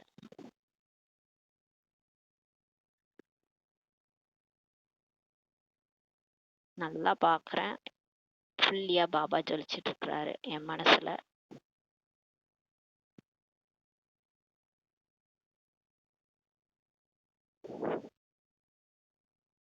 இது மாதிரி ரொம்ப நேரம் கூட நம்ம சங்கல்பம் செய்யலாம், நல்லது. நாலாபுறங்களிலும் உள்ள அனைத்து அழிவற்ற அளவற்ற பொக்கிஷங்களுக்கு எஜமானர்களாகிய சதா சங்கமயுக சிரேஷ்ட பந்தன் முக்த் ஜீவன் முக்த் சிதியில் நிலைத்திருக்கக்கூடிய, சதா பாப்தாதாவின் ஆசையை பூர்த்தி செய்யக்கூடிய, சதா ஒற்றுமை மற்றும் ஒருநிலைப்படுத்தும் சக்தி நிறைந்த மாஸ்டர் சர்வ சக்திவான் ஆத்மாக்களுக்கு பாப்தாதாவின் அன்பு நினைவுகள் மற்றும் நமஸ்தே. நாலாபுறங்களிலும் தூரத்தில் அமர்ந்திருக்கும் குழந்தைகளுக்கு யார் அன்பு நினைவுகள் அனுப்பியுள்ளனரோ அவர்களுக்கும் கூட பாப்தாதா மிக மிக உள்ளபூர்வமான அன்பு நினைவுகள் கொடுத்து கொண்டிருக்கிறேன். பாருங்க, பாபா மீட்டுக்கு வர முடியல, கஷ்டம், அவங்களால போக முடியல, இருந்தாலும் அவங்களுக்கு கூட பாபா அன்பு நினைவுகள் அனுப்பி உள்ளார். மிக மிக உள்ளபூர்வமான அன்பு நினைவுகள் பாபா கொடுத்துட்டு இருக்காரு. கூடவே அதிக குழந்தைகள் மதுவனத்தின் புத்துணர்வுக்கான நல்ல நல்ல கடிதம் அனுப்பியிருக்கிறாங்க. அந்த குழந்தைகளுக்கும் பாபா விசேஷ அன்பு நினைவுகள் மற்றும் நமஸ்தே கொடுக்குறாரு. நம்மளை எவ்வளவுதான் நினைக்கிறார் பாபா. வரதானம்: கடந்தவைகளை சிந்தனையில் கொண்டு வராமல் முற்றுப்புள்ளி வைக்கக்கூடிய தீவிர முயற்சியாளர் ஆகுக. பாஸ்ட் இஸ் பாஸ்ட்னு சாதாரணமாக லௌகீகத்துல சொல்லுவாங்க. பாஸ்ட் இஸ் பாஸ்ட் முடிச்சிருங்க, அதை ஏன் நினைக்கிறீங்க, அதை நினைச்சாதானே சோகமா இருக்கு, கவலை இருக்கு, அதுல இருந்தெல்லாம் வெளியே வந்துருங்கன்றார். கடந்தவைகளை சிந்தனையில் கொண்டு வராமல் ஃபுல் ஸ்டாப் வச்சிடணும், முற்றுப்புள்ளி வைக்கக்கூடிய தீவிர முயற்சியாளர் ஆகுக. இன்று வரை என்னவெல்லாம் நடந்ததோ அதற்கு முற்றுப்புள்ளி வையுங்கள். இன்னைக்கு இப்ப இப்ப இந்த இந்த நொடிக்கு முன்னாடி நொடி வரைக்கும் நம்ம என்ன யாரையாவது பேசியிருக்கோம், திட்டியிருக்கோம், யாரோ நம்மள பேசினாங்க, திட்டினாங்க, எதையோ பண்ணிட்டோம். நம்மளுடைய பதிவேடே சரியில்லை, ரெஜிஸ்டரே சரியில்லைன்னு வச்சுக்கோங்க, பரவாயில்ல விடுங்க, நாளையில இருந்து மாறிக்கலாம். அதனால இன்னி வரைக்கும் என்னெல்லாம் நடந்ததோ அதுக்கு ஃபுல் ஸ்டாப் வைங்க. வாழ்க்கையில நடந்த எல்லாத்துக்குமே ஃபுல் ஸ்டாப் வைங்கன்றாரு. கடந்தவைகளை சிந்திக்காமல் இருப்பதுதான் தீவிர முயற்சி ஆகும் சொல்றாரு. இப்போ ஃபாஸ்டே நினைக்க கூடாது, அவங்க தான் தீவிர முயற்சியாளர் சொல்றாரு. அதுதான் தீவிர முயற்சி. ஒருவேளை ஒருவர் கடந்ததை சிந்திக்கிறார் எனில் நேரம், சக்தி, சங்கல்பம் அனைத்துமே வீணாகிடுதுன்றார் பாபா. இப்போ 1 மணி நேரம் பேசுறோம், பழசையே பேசிட்டு இருக்கிறோம், யோசிச்சு பாருங்க எவ்வளோ டைம் வேஸ்ட், சக்தி விரயமாகுது, எண்ணமும் வேஸ்ட். இப்போ பாபாவை நினைச்சோம், அந்த எண்ணம் எவ்வளோ சக்திசாலியா இருக்கு. இதை விட்டுட்டு ஏதாவது கதை, பழைய கதையெல்லாம் பேசுறோம்னா ஒரு ஒரு மணி நேரம் பேசுறோம்னா எவ்வளோ வேஸ்ட் டைம். இந்த சங்கம் யுகம் வேல்யூபிளான யுகம், பாபா கூட நம்ம வாழற யுகம். இந்த ஒவ்வொரு செகண்டையும் நம்ம பாபாவை நினைச்சு நினைச்சு பிராப்தி அள்ளணும். அப்பதான் அங்க போய் சொர்க்கத்துல மாளிகையில வாழ முடியும். இங்க பிராப்தி அள்ளனாதான் அங்க போய் சொர்க்கத்துல மாளிகையில ஜாலியா உட்காந்து சாப்பிட முடியும். இங்க அல்லாம விட்டுட்டோம்னா அங்க போய் ஒன்றும் அவங்க பிரஜை பதவி தான் அடையணும், இல்லை வேலைக்கார பதவி தான் அடையணும். அதான் சொல்றாரு, இங்க வேஸ்ட் பண்ணாதீங்க. இப்போது வீணாக்கக்கூடிய நேரம் அல்ல சொல்றாரு பாபா. இந்த சங்கமேகம் ஒவ்வொரு செகண்டும் அவ்வளோ மதிப்பு வாய்ந்தது. இதுல நீங்க ஒரு செகண்ட் கூட வேஸ்ட் பண்ணக்கூடாது. ஏனெனில் சங்கமேகத்தின் 2 நிமிடம், அதாவது 2 வினாடி கூட வீணாக்கினால் அநேக ஆண்டு அங்க வீணாக்கி விட்டீர்கள்ன்றார் பாருங்க. இங்க நீங்க ஒரு செகண்ட் தான் வேஸ்ட் பண்ணீங்க, பாபா நினைக்காம கதை பேசுனீங்க. ஆனா அங்க சொர்க்கத்துல நிறைய இயர்ஸ் ஓடி போச்சு. அப்ப நீங்க எப்ப போய் பிறப்பீங்க சொர்க்கத்துல? 1250 வருஷம், ஒரு ஒரு 100 ஆண்டு, ஒரு 200 ஆண்டு கழிச்சு போனீங்கன்னா எப்படி இருக்கும் சொர்க்கம்? பழசாயிடும். அப்ப நான் யோசிச்சுக்கோங்க, இங்க நான் வேஸ்ட் பண்ணிட்டேன்னா அங்க இழக்கிறேன்னு அர்த்தம். அதனால ஒரு வினாடி கூட வேஸ்ட் பண்ணாதீங்கன்றார். ஆகையால் நேரத்தின் மகத்துவத்தை அறிந்து இப்போது கடந்தவங்களுக்கு இப்ப முற்றுப்புள்ளி வைங்க. இப்போ டைம் இஸ் கோல்டுன்னு சும்மாவே சொல்லுவாங்க. பாபாவும் அதான் சொல்றாரு. இப்ப டைமோட மகத்துவத்தை புரிஞ்சுக்கோங்க. ஏன்னா இப்ப இருக்கிற காலம் திரும்ப வராது. நமக்கே தெரியும், சின்ன வயசுல வாழ்ந்த வாழ்க்கை வேற, இப்ப பெருசாயிட்டா எவ்வளவு கஷ்டம் இருக்கு. அந்த நேரம் இப்ப வராது இல்லையா திரும்ப. அது மாதிரிதான் பாபா சொல்றாரு. இப்ப நம்ம பாபா கூட இருக்கிறோம், ஜாலியா இருக்கிறோம். சங்கமேகம் வேற, அந்த கலியுகம் வேற. ஆனா சங்கமேகத்துல பாபா நம்மள அப்படி பொத்தி பொத்தி பாதுகாக்கிறாரு. இந்த டைமை விட்டுறாதீங்கன்றாரு. இப்போது நீங்க முடிஞ்சு போனதுக்கெல்லாம் முற்றுப்புள்ளி வச்சுட்டு பாபா கூட என்ஜாய் பண்ணுங்க. இந்த டைம் வராது திரும்ப. முற்றுப்புள்ளி வைப்பது என்றால் அனைத்து பொக்கிஷங்களிலும் இப்ப ஃபுல் ஆகதாகுன்றாரு. முற்றுப்புள்ளி ஃபுல் ஸ்டாப் வச்சோம்னா எல்லா பொக்கிஷத்துலையும் நம்ம நிறைஞ்சவரை ஆகிறோம்னு அர்த்தம்னு சொல்றாரு. ஸ்லோகன்: ஒவ்வொரு சங்கல்பமும் சிரேஷ்டமாகும் போதுதான் தனக்கும் நன்மை ஏற்படும், உலகிற்கும் நன்மை ஏற்படும்ன்றார். எப்ப நம்ம எண்ணம் மாறுதோ, எண்ணம் எப்ப நமக்கு சிரேஷ்டமா ஆகுதோ அப்பதான் நமக்கும் நன்மை ஏற்படும், உலகத்திற்கும் நன்மை ஏற்படும்ன்றாரு. அவ்யக்த இஷாரா: சத்தியதா மற்றும் பண்பாடு என்ற நாகரிகத்தை தாரணை செய்யுங்க. ஞானத்தின் எந்த ஒரு விஷயத்தையும் அதிகாரத்தின் கூடவே சத்தியம் மற்றும் பண்பாட்டுடன் பேசுங்க. இப்ப பாபா நமக்கு எல்லாமே யார் கொடுத்தது? இதெல்லாம் சத்தியமானவர் சிவன் சொன்னது. இந்த வார்த்தைகள்லாம் அதிகாரத்தோட பேசுங்க. அதிகாரத்தோட பேசினாலும் பண்பாட்டோட பேசுங்க. சங்கோஜத்தோட பேசாதீங்க. ஐயோ இதை சொன்னா யாரா எதாவது நினைப்பாங்களோ, பாபா இதெல்லாம் சொல்றாரு, இதை போய் நம்ம எப்படி அடுத்தவங்கள்ட்ட சொல்றது, யாராவது கேட்பாங்களா, கேட்க மாட்டாங்க. அந்த மாதிரி சங்கோஜத்தோட பேசாதீங்க. பிரத்யட்சப்படுத்துவதற்கு முதலில் தன்னை பிரத்யட்சப்படுத்துங்கள். பயமற்றவரா ஆகுங்கள். சிம்ம வாகினி மாதிரி, சிங்கத்து மேல உட்காந்துக்கிற தேவதை மாதிரி இந்த ஞானத்தை பேசணும். ஃபர்ஸ்ட் உங்களை நீங்க பிரத்யட்சப்படுத்துங்க, பயமற்றவரா ஆகுங்க. சொற்பொழிவின் போது வார்த்தைகள் குறைவாக இருக்கணும், பேசும்போது வார்த்தைகள் கம்மியா இருக்கணும். ஆனால் அவ்வளவு சக்திசாலியாக இருக்க வேண்டும் அந்த வார்த்தை. அதில் பாபாவுடைய அறிமுகம், தந்தையின் அறிமுகம் மற்றும் அன்பு கலந்துருக்கு. நம்ம பேசுற வார்த்தையில பாபா தான் அதிகமா வரணும், அவரோட அறிமுகம் கொடுக்கணும். அப்புறம் அன்பும் கலந்துருக்க வேண்டும். யாருக்கு சொல்றீங்களோ எல்லார் மேலேயும் அன்பு இருக்கணும். பாபாவுடைய அறிமுகம் இருக்கணும். அந்த மாதிரி பேசணும். அந்த அன்பு காந்தம் போன்ற ஆத்மாக்களை பரமாத்மாவின் பக்கம் ஈர்க்க வேண்டும். அந்த அன்பு தான் அந்த அன்பு தான் இப்போ நம்மளை எல்லார் பக்கமும் எல்லாரையும் நம்ம பக்கம் இழுக்க போகுது. அதனால அந்த அன்பு நம்ம மேக்னெட் மாதிரி இருக்கிற எல்லா ஆத்மாக்களையும் பாபா பக்கம் இருக்கணும். நம்மளை நம்ம இது பண்ணக்கூடாது, பாபாவை வெளிப்படுத்தணும். அதனால பாபா பக்கம் எல்லாரையும் ஈர்க்கணும் இந்த அன்புன்னு சொல்றாரு. ஏன்னா இது பரமாத்மா அன்பு தான். அவர் கொடுக்குற அன்பை தான் இப்போ நம்ம எல்லாருக்கும் கொடுத்துட்டு இருக்கிறோம். அந்த அன்பு பாபாவை பக்கம் எல்லாரையும் ஈர்க்க செய்ய வேண்டும் சொல்றாரு. ஓம் சாந்தி. நன்றி பாபா, நன்றி ராம, நன்றி பரிவாரம்.